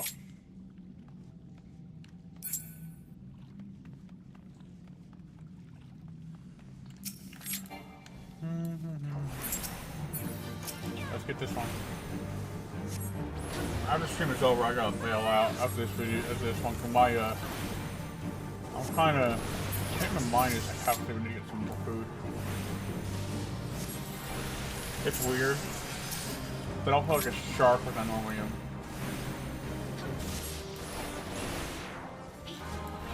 I'll probably do a stream in the afternoon when I get home from work if I have time for that. At 3. That's if me and my cousin don't work on my computer today. Which, by the way, is something that I gotta get done. I'm using my PlayStation right now, but I can't play any PC games on my PC because it crashes every single time. And I think I know the issue. If it's not that issue, it might be power distribution. Either way, we're trying to focus on doing a full breakdown, clean, refinement of thorough paste. I ideally want to get a new power supply and cables today, if I can, with him. If that's not the current issue, we can wait on that. But I'm gonna ask him what he wants to do. Right now, he has job work, so he doesn't get off until 1. He gets off at 12. I get off at 1. But I want to get this done as soon as like I can, because I want to get my PC up running again properly. I mean, be able to play games on it. I mean, you know, I have to do everything else. I just can't run games. Which could be the GPU. This thermal paste leak. I think it's thermal paste, which is likely the issue. But I lack the good enough tools to take apart the GPU and apply the press paste. Because I like the tools I have. Well, I'm more likely to strip the screws to get it undone than actually successfully get unknown out a problem. So we also want to apply some thermal padding. So we have to. So we got to examine all that. I'm actually pretty excited to be able to adjust all this. PC, the idea of working on a computer is pretty cool to me. I mean, he wants me to just watch and he'll handle it, but I want to ask him if he can help me. Is there anything I can help me do? You know, I can evolve, but you don't want to break anything, is what it is. And I understand that. My cousin Bob is the one that put the computer together. I got the parts, and he put it together. So it's a good PC.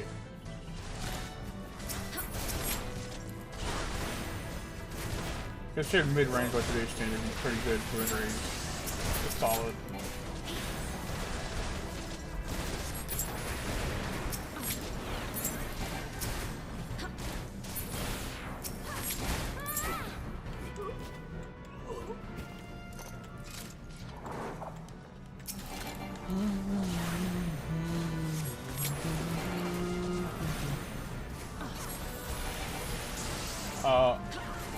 What do you play on, Fade? Do you play console or PC with this game? Or games in general? I mean, whatever you like, what your first platform is. I'm multi-plat, so, well, I'm preferably PlayStation and, right now, and, the, PC.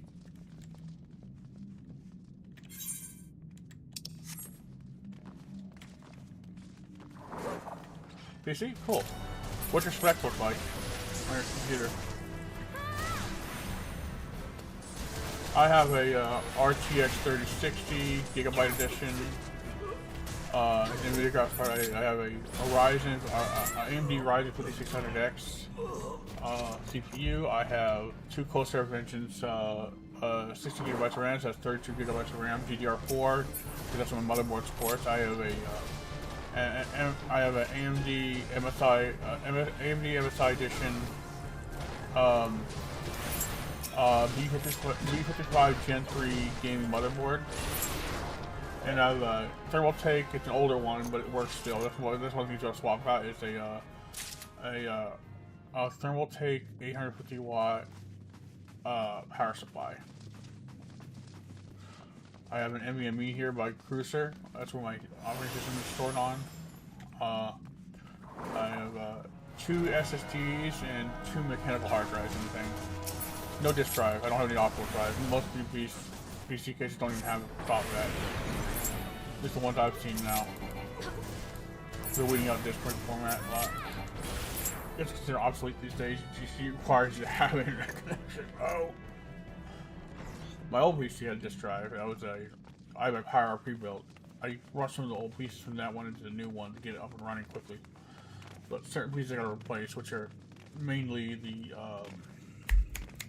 the power supply and cables. They're from 2014. They still work. It's just that, you know, it's likely something I'm gonna have to deal with. It's not the issue. It's not, you know. Intel i7 17477 are nice.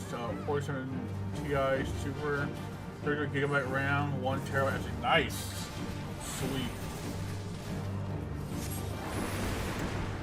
Is that what? Is that a fourth? What gen i7 is that? It's an i7, but I don't recognize that number. What gen is that?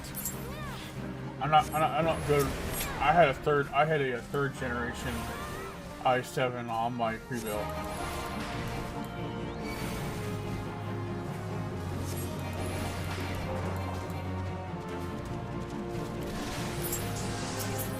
Uh-oh. I gotta focus on this.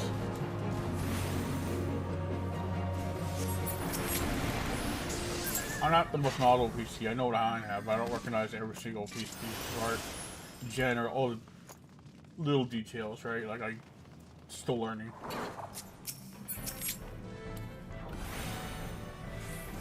Like, I could run Final Fantasy on medium to low settings. I think medium settings. No. Well, with whatever is considered medium for my thing. I can still put out 1440p with my GPU. 14 gen, yeah, okay, now I'm reading it right. Yeah, it is 14 gen. Nice. I know AMDs are considered a more popular chip though. Or is it just yours out? Right now I'm playing on PS5, yeah, because my PC keeps crashing when I play games. So, well, not a whole PC, just the games crash. They freeze and crash. They stutter, freeze, and then crash.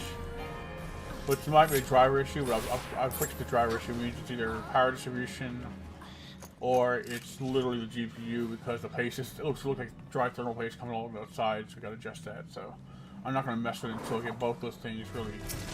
One, the initial, the main cause, or the paste at least has gotta get adjusted. I gotta fix to get fast padding on there. But I also want, ideally, I want to swap out the power supply for a newer one.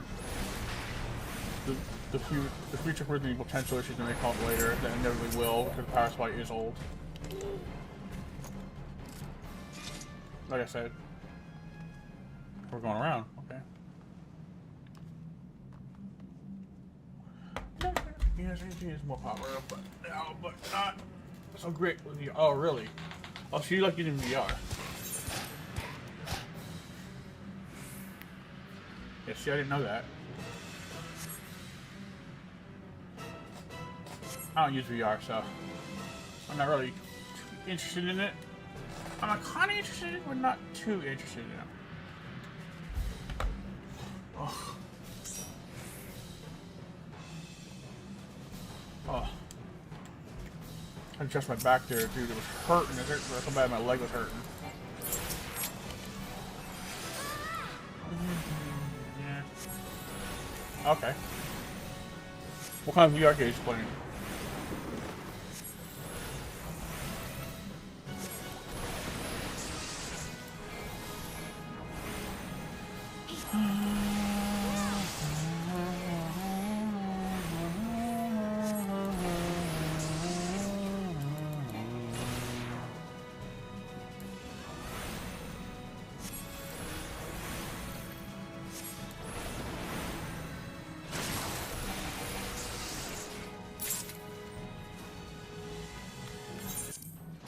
Alright. Good job, everyone. Good job.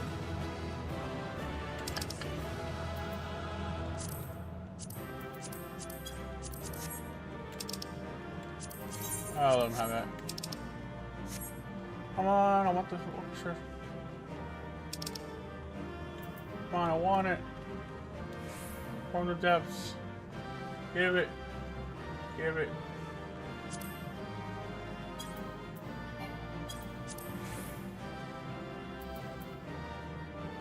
Damn it, I lost it. Oh well. Yeah.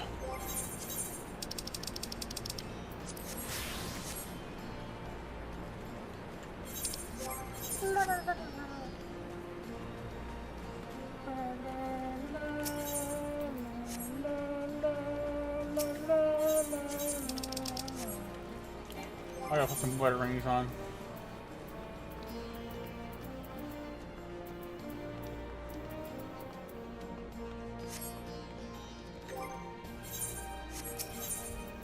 Okay.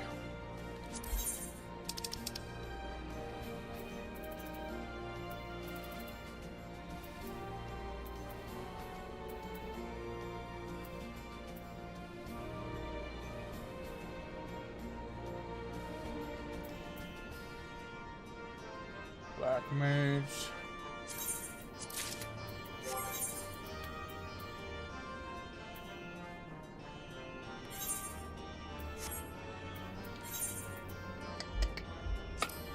There we go.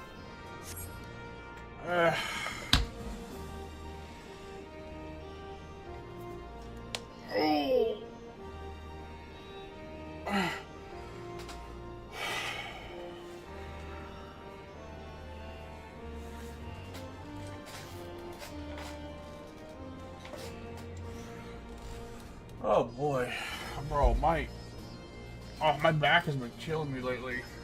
think I stressed it too much. I adjusted it too much. I did not even adjust it to get a stopper, but my old back brace broke a while back. It only took a couple weeks for my back to get all messed up from work. In general, doing things. I'm heavy, dude. Like I'm dropping pounds, but slowly.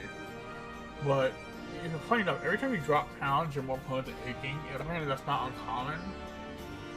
Apparently, when the body's adjusting to the change, it causes achiness. So it's not just from having the heavy weight, and just actually having the weight, but also from losing it too a little bit. So, but that's not what this is. This is from like my screwing my back up, not having the right brace. So I had to get a new one. And like I'll show you what this thing looks like. It's not right over here actually. This thing. This is the back brace I have to use. I gotta put it around my waist like this. Like I'm putting it on wrong, but it's hard. It's a really good one. Well, I only use certain ones because I'm pretty big. Like I'm see like belly. Wrap it on. I'm about to wear it right now because yes, it lessens the pain a bit. Because I do a lot of heavy lifting work at things at work, and over the past few years I've been prone to throw my back. Lifting's fine. My lifting method is not the problem. It's just that I'm heavy, and that's my fault. That's on me. That's why I'm not focusing on losing it. But I wasn't paying attention to my weight very much. But the thing is, the work is still the other 50% of the problem. So like lately that would help, but for a long time I didn't have a lot of help, and I had to overcompensate, like work harder and to cover all ground. I'm a reporter at a grocery store. I've talked about this before. You probably heard me talk about this straight out.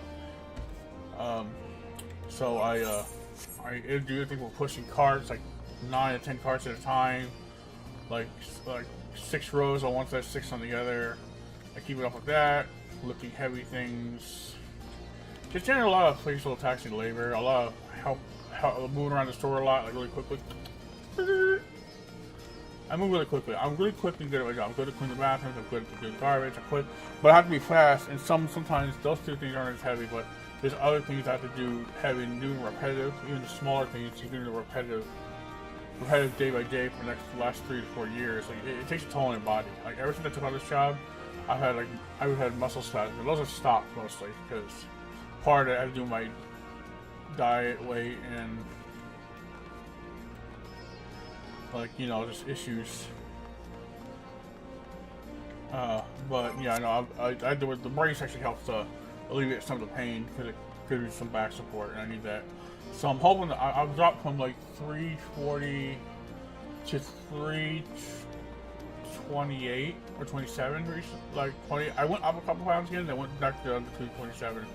Yeah, because I eat big. Lately I've been able to come out because it curved a little bit because of one of the medications I'm on. So one of the medications actually gives me a big appetite too. So it's kind of works. It kind of push back and forth. But one for something else that also curbs the appetite. So I've been actually working on that.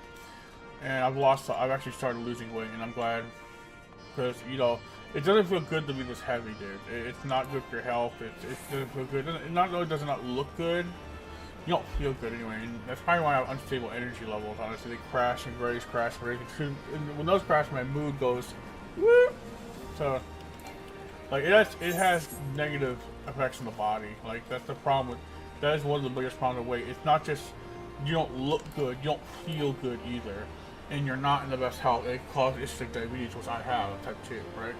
So I gotta watch what I eat. I'm not like fully blown into it, like really bad, like we need water pills. So I'm not having a kidney failure or anything, but I just went into it, so like I gotta watch it, and I'm trying to reverse it. So doctor says you can get rid of it, but because type 2 is based on your weight mostly, at least it's based on weight. So as soon as I might be able to put it in get rid of it. So, or remission, whatever you want to call it. So I'm working on that.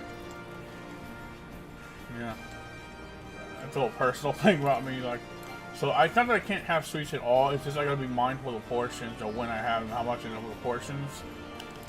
Most people tell you don't eat it all, period, but that's kind of hard.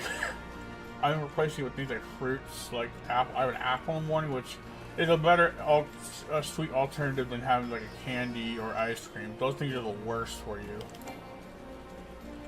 So like at work, I get an apple or something for lunch, or I get like in some cases a protein bar, because you need protein to replace the muscle damage, because I have an issue with my knee, which is due to the weight and the repetitive labor.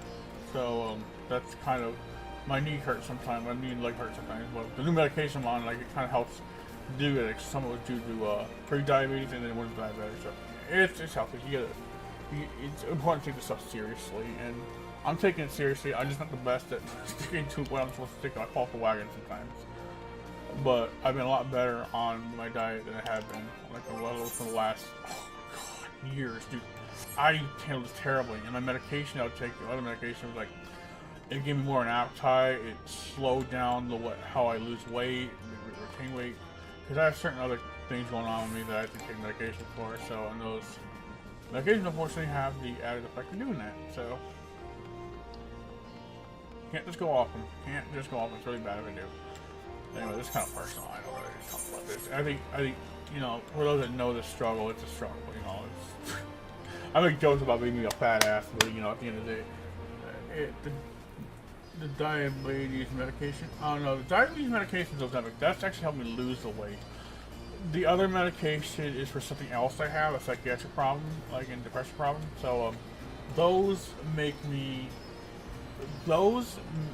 it harder to lose the weight, because they make you retain and they slow down your ability to lose weight, and also give you a lot bigger appetite. So honestly, I hope the video comes where I can get past that problem and actually not need it so much.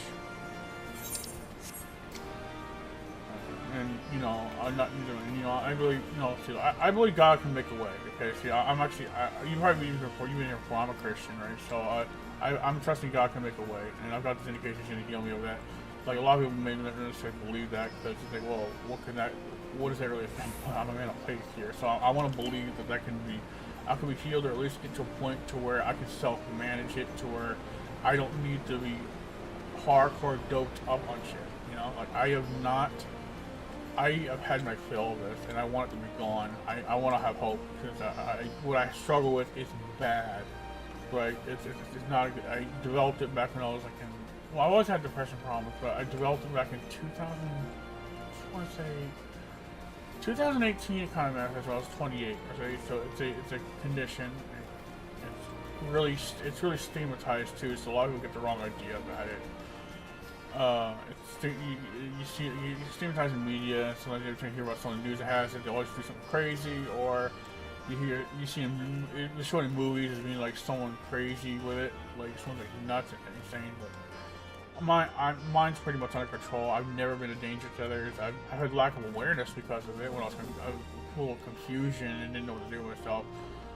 But like that, you can probably guess what it is. I don't mind if you guess what it is. It doesn't hurt me. It's a little. It's hard to talk about sometimes, because like it's a really stigmatized condition, and it's serious. But not everyone who has it is a danger and threat to society, right? Like, it's just yeah, I'm pretty. I even when I didn't have the medication for it, like I had enough sense that I would never want to hurt another human being, because I generally loved people, and I didn't want to. I knew right from wrong enough, you know. Like, nah, it's the other one. Actually, it's another. I guess I'll tell you what. It's schizophrenia, dude. I suffer from hallucinations, occasional hallucinations. So, auditory mostly, sometimes tactile and visual, but not as much anymore because it's under control, and I've gotten better. Most people wouldn't think I am. Like I pass as normal. I'm actually pretty in control of it, and the medication helps curb a lot of the problem. So it's actually worse than bipolar.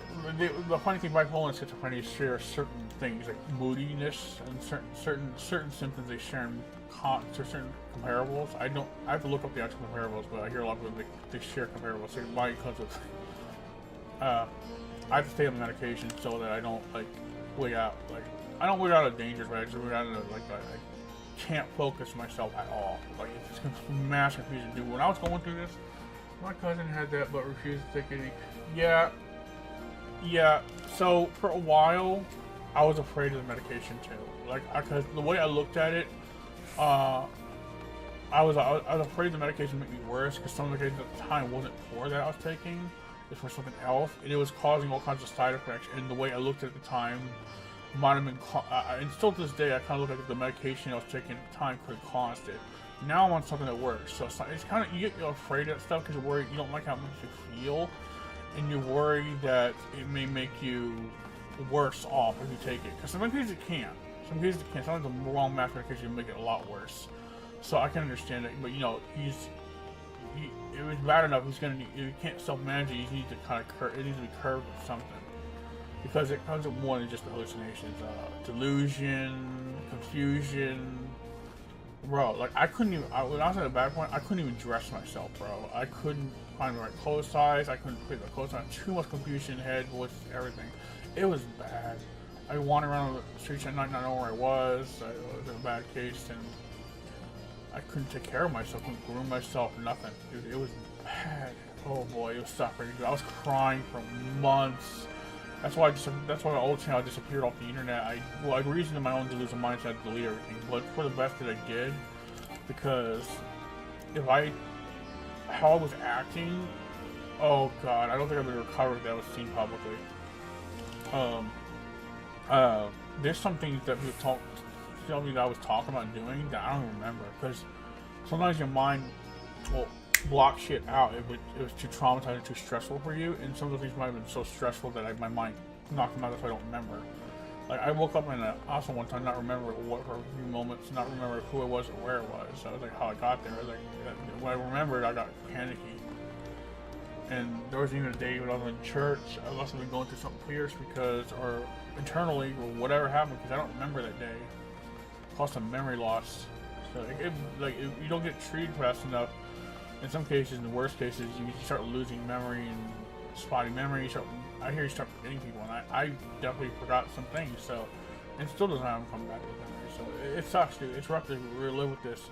It's rough enough when you're watching your loved one go through it, but to actually be the one going through it, it is like 200 times worse. Like you feel like everyone is against you. No one trusts you. No one thinks you're normal. You'll never be normal again. It hurts. It hurts so much. It is suffering.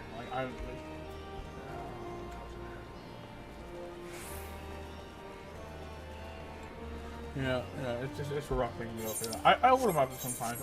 I openly talk about this stuff. It's just I wasn't sure. I've been like having some misgivings, or I'm not sure if I should be talking about it. That's why I haven't talked about it in a while, or at least this openly, because it's opening yourself up to with people. It's kind of scary, especially with something like that. You know, that's how he is right now. Did you always have it, or did some trigger it? See, that's the funny thing. I almost suspect the medication I had on time on Neurontin or gabapentin might have triggered it. Now, when you look up the side effects of that medication, now back when it first initiated, this listing was not even online. They didn't know it, or they just didn't disclose it. But nowadays, you look up gabapentin or Neurontin, that medication, and it says it can cause hallucinations. In most cases, it says it subsides over after you stop taking. But it says in most cases, I mean, in some cases it doesn't. So I suspect that might have been the trigger for it, because I within 24 hours of taking it, within 4 or 5 hours or 24 hours of taking it, I started getting giddy, then I started getting like manic, and I started having hallucinations. I wigged out. It happened within 24 hours. Like, no, I'm not saying it affects everyone the same way, but you could have I could have had a bad response to a medication that could have been the trigger.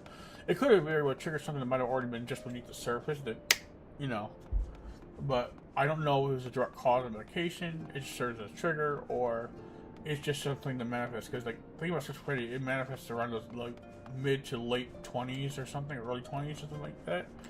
Like, it was when, like, past 23 or something, it's when it likely to pop up. And I've dealt with some stressful things in my life, so it could have been this added stress, could have just been a trigger too. Like, it's rough. Yeah, it's hard to really know. I'm not a doctor. But I will. But it kind of irks me a little bit when I find out that years later that medication actually does trigger that. Even though initially when I looked it up, it didn't say anything like that, and only now it's disclosed. I'm like, oh, how nice. So that's what could have messed me up. Thanks a lot. Okay, did they know, or did they just like did they know, or they didn't know? If they didn't know, it sucks, but I'm not gonna hold it against anyone. But if it was something that people knew and just hid from the general public because they wanted to put that medication out there for the money and just like they feel like, oh, the risk is not really that big. Oh, well, you know, let's not acknowledge it anyway. Like, I'm sorry, that's that is malpractice, and that just pisses me off. That's like, yeah. So, it could, you don't know. This could be it could have been. See, when I went in the hospital, I was having I started having like headaches, like needle feeling with headaches in my feet, the whole body. I was hurting all over. That's why I wouldn't take the medication after I went in the hospital because it physically caused pain to me every time I took it. So they finally let me to the hospital, and I started weaning myself on the medication. And I should have trusted my doctor with it, but I didn't. And I was good for like, I want to say 3, 4, 5 months, like a whole year, for months from most of the summer. The weather was great. I was going on walks. I lost weight. My mind was clear. I didn't have. I was sharp. I knew I could think better. But then then some stressful situation hit where I got in an argument with mom. All of a sudden, bam! It all hit at once, and then I fell into delusion. Like it's just like that. So it could have been that I already had it. It could have been triggered by medication, and going off the antidepressants could have like made it to where nothing to fall back on chemically, to where like something triggered it. I got stress hit the roof, and hallucinations just manifested a big time. So, and delusion, because like the thing about stress is even today, even medication can cause me to hallucinate. Like high levels of stress can cause me to see things. Like, it happened the other day at work. I think I had a headache, and I'm not even a little bit stressed. I didn't know why it's sometimes a little bit stressed, and it causes anxiety, which can stimulate disease. It wasn't that bad though. I could still work through it. I couldn't tell it was hallucinating, or I just did see something that really don't know. I just saw something go by my vision, but that's kind of how it is. You know, you can't just going cold turkey on the medication can also hurt you in a different way. And I got really depressed, so like I'm not sure if the going off is what made it worse, or what triggered it, or it was the initial medication before that put me in the hospital in the first place. I don't know exactly how it fired off in my brain exactly. So all I know is I wasn't helping my situation by refusing to take my medication, especially during the midst of it, and I wasn't acknowledging and refusing to acknowledge that I had it because I didn't want to seem like I was a freak or something. It's rough, you know. It's rough to go through. Like, I'm not a doctor. It's best to look this up or ask a physician how that generally works, and if any kind of medication can trigger a psychosis, like say an allergic reaction, which I would imagine can. Some of this stuff you could look up just for searching on Google, but it's best to ask a doctor or a psychiatric doctor about questions about this stuff. I think, as long as they're trustworthy, you know. Some won't disclose, but the good ones will tell you just how it is. Yeah, and so they'll acknowledge it, but. You know, you don't want to completely rely on information online with self-searching, because some of it's fraudulent, and that could lead you to a bad place too. As we all know, not all of it. You can't trust it all. You gotta take it with a grain of salt. What you learn with a grain of salt, and just kind of study up as much as possible, ask the right questions. That's the best way I know to say it. Yeah, it's rough without self-report now. Actually, a friend of mine was talking about. Actually, we're going to talk about this more to people, because there's a lot of people online that fake diagnose themselves and try to say they have all these issues, but they're being dishonest about what they have. He brought this up a while back, and I guess I'm bringing it up now. I can tell you that it's rough to handle. Like, some people, a lot of people don't really get to this point, and I think the Lord Jesus said I was able to recover to this point. Like, I'm leaps and bounds different from how I was before. Like, you wouldn't even recognize me if you saw me in the middle of my crisis, or even just out of it. It took a long time, but I thank the Lord that He's healed my mind for the most part, and it's healing every day. I'm getting better at it. Now, do I have tough times? Of course I have tough times. I mean, that's life. Like, everyone's going to go through tough times, and I went through some of the worst things. Not all the worst. People don't know what's worse, but if I wasn't hanging on to God, I'd probably be dead right now. I probably wouldn't have lasted. I didn't have anything to hang on to. I didn't have my vein. I had gotten rid of everything. I didn't have anything. But hanging on to that just kept me from completely falling off into the worst obscurity. I probably wouldn't be alive right now. It would have claimed me. The depression was so great, dude. It was so horrible. I've never been so miserable. Like, dude, I was never even that miserable when my dad died. That's how bad it was. It's like, imagine all the grief over the years, loss, frustration, be held back, and it hits you like a damn. All of a sudden, it breaks. That damn breaks. It hits you at once, and it lasts for like 6 months to years, and you're crying every day, every morning, and it's annoying to people around you. You feel like everyone's against you. That's what it felt like. It was horrible. I can't even probably put it in words. But if I wasn't hanging on to God, what's part of this conversation that just believing in Him, I think I wouldn't have lasted. I wouldn't be here today. And that's how I feel about that. Not everyone cares about that kind of thing, but to me, that my faith in Christ is important, and it's like an anchor. It's an anchor for me to not completely fall off. Yeah, he's in crisis mode now. Everything you described is what he's going through, and we don't know what to do about since he's refusing treatment. Would you say it's something that just passed? I had to realize. I had to come to a point where I had to accept treatment. Okay, I had to convince to accept treatment. Some of the ways that my parents convinced me was harsh. Like they wouldn't let me have my things back or anything. Well, before I got rid of them, but they didn't want me throwing it out again. But they didn't let me have my things back when I wanted them back until I actually made a decision myself to keep taking the medication. Made a decision myself to realize that I had to find my anchor point and just go back into, like, I went back into my video games. Mine was a little different, but I don't know what the situation is, but I chose to go back to my video games. Finally came to breaking point and say I got to take the medication. And when you're in that state, you think you have it more together than you do, and you think it's everyone else that's crazy. No, it's actually, they can see it, and I don't know how he's going to come to this point where he's going to have to take the medication, but he's going to have to take it. And the medication helps curb it a little more than it actually allows it to pass. It's supposed to, but you gotta stay with the medication. Like, I take Vraylar, which is a bipolar medication, but it's also used for taking schizophrenia. It works very well. Now, in my case, I hit depression level sometimes, and I have to have adjustments. He's gonna need adjustments throughout the time of his medication, right? Certain medication. Vraylar is probably a good one, but it can cause like downs. But the problem is, it helps curb it. So, in my case, it worked. It worked the best. Like that. I'm not saying the same with him. I don't know what the chemicals were in. I'm not a doctor, but that's what I had to take. I take Vraylar, citalopram for depression, Vraylar mainly for schizophrenia. It helps for me. I don't know what his turning point's going to be, but he's going to have to come to a point where he's going to have to accept treatment to help lessen the strain, so that he can make a rational decision and not be in crisis mode. So it's meant to help, not to be a crutch, a crutch, it's meant to help, not be like just something he just completely leads into. He's gonna do some self-management too, and it's rough, dude. I can't speak for every other person that has it, and with his circumstances, what he's going in his mind might be different from the way I thought about things.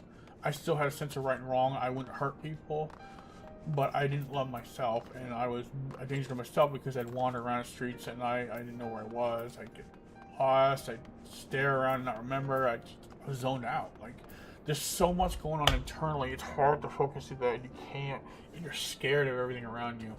It's rough.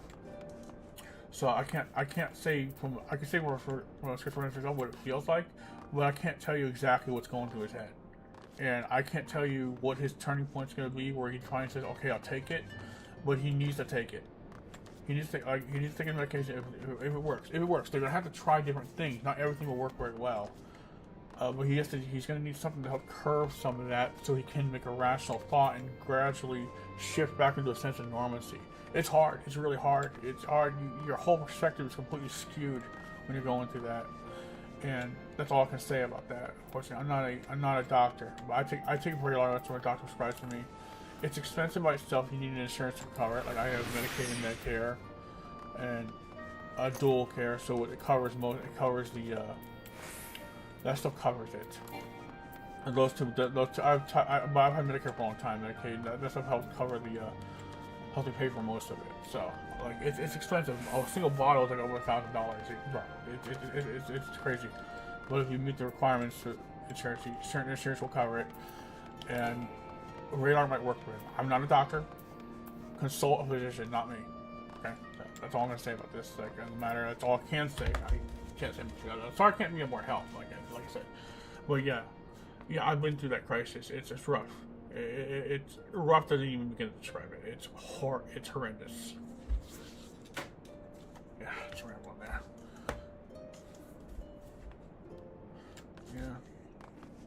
Yeah. I think you just like it's easy to lose patience with someone like that when they're not taking medication and acting crazy. I mean, I just during that point, it was hard for me. Either I didn't notice it, or they were just my family couldn't handle the stress of it. It was getting really mad at me a lot. Yeah, I'll explain it a bit. Yeah. Just he needs to. It's also good to remind them that they're loved and people are trying to help him. I mean, it's hard to accept. When the mind's so skewed, it's hard to see that though. But like it's just he's gonna need tenderness for him, and not everyone. When you're going through that, also looking in, a lot of people don't have the patience and they're too scared. They don't have the patience to deal with it. My family had a hard time. My sister would. In my case, my sister. That make me take the medication. She did it out of anger, not just out. I could tell she did it out of anger, not just out of trying to get medication. But went in my room, took the blinds out the window, smacked me in the head with it, put it on my neck to choke me, then punched the medication in my mouth. Don't handle it that way. That's how she did it. And my mother just stood there. She's dealing with some personal problems. She's dealing with. She not know what to do. Just stood there and watched. Like, and they still haven't really apologized for that. They don't want to. They double down. It was rough, bro. Like I shouldn't even talk about that. I kind of resent that a little bit. Well, I've gotten past it, but it still hurt. The memory still hurts me to recount that. But it's shit like that, like my other sister just stomping around angry all the time and just, bro. And I felt like just no one cared. It's hard to experience that, but they probably handle it in one of the bad ways, and just don't handle it that way. Don't. It's hard not to lose your shit if they're acting ridiculous and they're not letting you help them, and it's stressful. I get it, but don't. It's not gonna help. It doesn't help emotionally, and those leave some mental scars that you can't really get rid of too well. I have a few of them. I would like, yeah. I felt like everyone hated me. It's a hard one. I think there was a time when my mother actually stopped loving me because of how I was acting. I asked her what she did. She said yeah. And she later reversed course, and what she said is, no, I didn't stop loving you. But I'm not sure she understood what I said and just answered it thoughtlessly, or at the time she felt like she stopped loving me and she admitted it. I know she loves me, but I'm hoping that's not true, and that's just something she said when she wasn't thinking about what I was asking. I don't like to think that one. I really don't like to think about because I love my mother. Okay, so that was hard. I don't want to talk about. That's just put it out there. It put a lot of stress, and sometimes it makes you feel like they stop loving you, and then you pick up on that, and you feel like your loved ones don't love you anymore, and they hate you. Especially when the action my sister was taking against me. Like Joe, like I couldn't. I really felt like they were against me, but it was. It's not a fun situation. It's that. And I think some of those things I've had a hard time handling emotionally. I've gotten better at handling it, but I think I kind of just one of my stress points. I know my family overall at the end of the day does love me. It's just that it's a mental emotional scar on me, and I've had a hard time dealing with it. It's better than it once was. It's a slow process, but I've been dealing with this. It's rough. So I think most of all, he needs to take his medication, but he needs to be reminded that people who love him care about him. And it's hard not to lose heart in that and start getting pissed and not being able to deal with it because it scares you. You don't know what else to do, and you've tried every other avenue. But he's gonna need support as much, and so people love and care about, including him, but depending on it was a crisis mode, he might need to be put into a hospital for a little while. Not like but just thank you for sharing. Good to know you can heal from it. Yeah. Listen. When he goes to go be put into a hospital, keep in mind, like, you're gonna have to do something, but hopefully he doesn't end up there for too long. Because I can tell you my experience in those places, those psychiatric centers, is the overnight staff treats you pretty shitty. It seems like some of the rules and the way they treat you is just downright antagonizing, when they'll say and do things that kind of just downright deplorable. Like, they shouldn't even be working there, but yet they use, some people that work there use it as an outlet to torment the mentally ill. And you hear stories and movies where people do that, but they do it still to this day. They do it in different ways, like little things. I'm not gonna get into that. Not necessarily every place will do that, but the ones I've been in my area, I can tell you, treat me like shit, and everyone else in there like shit. Bro, they were bad. Like, they didn't physically harm you, but they would say things and do little things and taunt you a little bit. Bro, I went through all of it. So, as long as you matter, if he tells you that, listen. Just listen. I wouldn't. If you have to put him in a place because you don't want him to go out wandering around, you get hit by a car or something like that. Yeah, he's gonna have to be in there. But once he starts to come to the senses, talk to him a little bit. You know, show some tenderness, compassion. If he's talking about some foul treatment, look into that, because some of these places are just look into that. Just listen. You know. Sometimes people just want to be heard. They don't want to feel like everyone thinks, well, you're just needing medication. You're not thinking right. There's no way they did that to you. No, these places are known for that. There's actually there's stories out there, and I've had first-hand experience. Some psychiatric centers. It's in a hostile psychiatric ward, but like, you know, I went through this, and I had a hard time getting over it. Bro, that's why I hate going to those places. But the only way he's gonna get out if he's in those places is if he takes his medication like he's supposed to, and just be as least conflicting as possible, and just like, he's gonna have to do some self-thinking, realize, wait, does this make sense? What's going on in my head right now? Like, he's seeing things, hearing things, and not what's going on. He needs to say, okay, okay. He's gonna have to use some logic. It takes a little practice, but there is ways you could talk yourself away from the delusion, but you need to calm your mind. And it's hard. It's rough. You gotta realize, okay, you know, weed out all the bullshit, the stuff, the people, family that have lost faith in you, or the doctors, just focus on yourself. Like, tell yourself, okay, like for instance, when I found the delusion that everything was flawless and perfect, and I was in lolly-doll land where nothing was ever wrong and everything was perfect, and it's like I was living in some delusion. It's a weird mindset. That's the only way to describe it. I said, wait, okay, does this make sense to me? If this is the case, why is this the case? And I start thinking, I usually talk myself out of it, and I snap back to reality a little bit.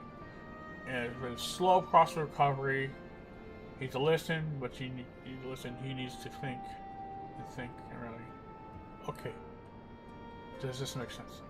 That's the only way to know it's that's the best way to know it's some self-therapy, you know, some tenderness, you know. Don't let him do anything crazy, but, you know, you don't want to go do anything crazy against him. So, like, it's rough. Yeah. Thanks for sharing. Good to know he can heal from this. He can. We just need to come to that point. I don't know what's the trigger for that point, though. I don't know what his life is like. I don't know what your life is like, family life is like. Like, it depends. Like, you just need. This is the best way I know how to help. This is how it helped me. Okay. So, we need to have something to hang on to. So, sometimes, is there anything in his life that he doesn't have right now, like hobbies, like video games or TV shows, or things he used to do when he was normal and do regularly, that he doesn't have access to now? Like, maybe he trashed it, or maybe he doesn't. Maybe it's taken away from him. Something productive, like a hobby. Because sometimes, this one for me, and someone brought this up, and I think this makes sense. I had to return to a sense of normalcy. What helped is me going back into some of those hobbies. Like, I went back into video games, watching anime, and it took a while to adjust back into it, but I realized when I went back for that stuff, something in my mind clicked, and I was able to anchor myself even more back to a sense of normalcy. The voices started calming down, the anxiety started calming down. And when the anxiety started calming down, the hallucinations started to become less and less. He has to find if he doesn't have any, if something he needs to anchor that's pretty good hobby, maybe he should try it again. Drawing might help. Just to focus off what's stressing him. Something that he used to like. That might help. Going back into that, it depends on what it is though. Like if there's anything that anything he could do, even in his mindset, he could probably do and work with. That might help. Might I say something works like that? It's just something to anchor in. Like I anchor on Christ, but like when I went into my video games again, I noticed more of my hobbies. I noticed like something clicked in the hallucinations, the voice started going away, the confusion was going away, almost instantaneous. Something is a click, and at that point, it actually might be easier to transition to taking meds for it too. And that's how it was for me in that order. I don't know what his mental, the mental gymnastics in his head are like right now. I'm not around him. Like people with different degrees of it.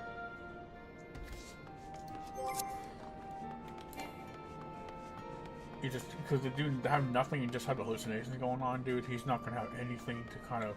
He's not gonna have anything to stand on, and it's gonna just. He's gonna be like a boat tossed in the waves. Like you can't nothing to anchor to. He needs something to keep his mind off the problem. So internally, it's a mess, and I know what it's like. So it's kind of. It's just a word of advice. Just something like that. It might help.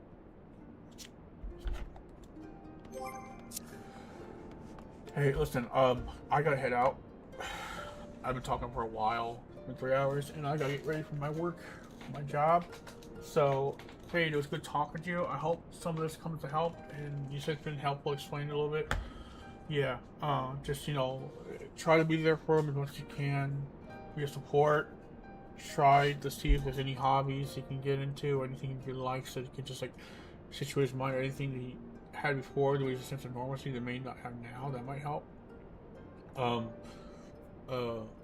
Just think about what I talked about. Like you consult a physician about it too. I would actually recommend going to a doctor about it. I'm sure you guys have been seeing a specialist about this guy, about this dude. But you know, I have faith. I'm gonna pray for him and you and your family, and hope that things get better. I mean, even if it doesn't happen instantaneous, I have faith that God's going to heal your friend, and he's going to lead you to something to find a way to kind of bring him a little back. Thank you. Have a good day, and thank you for your info. I subbed to see you when you play again. Okay, thank you. All right, peace out, man. Take care. Have a good one.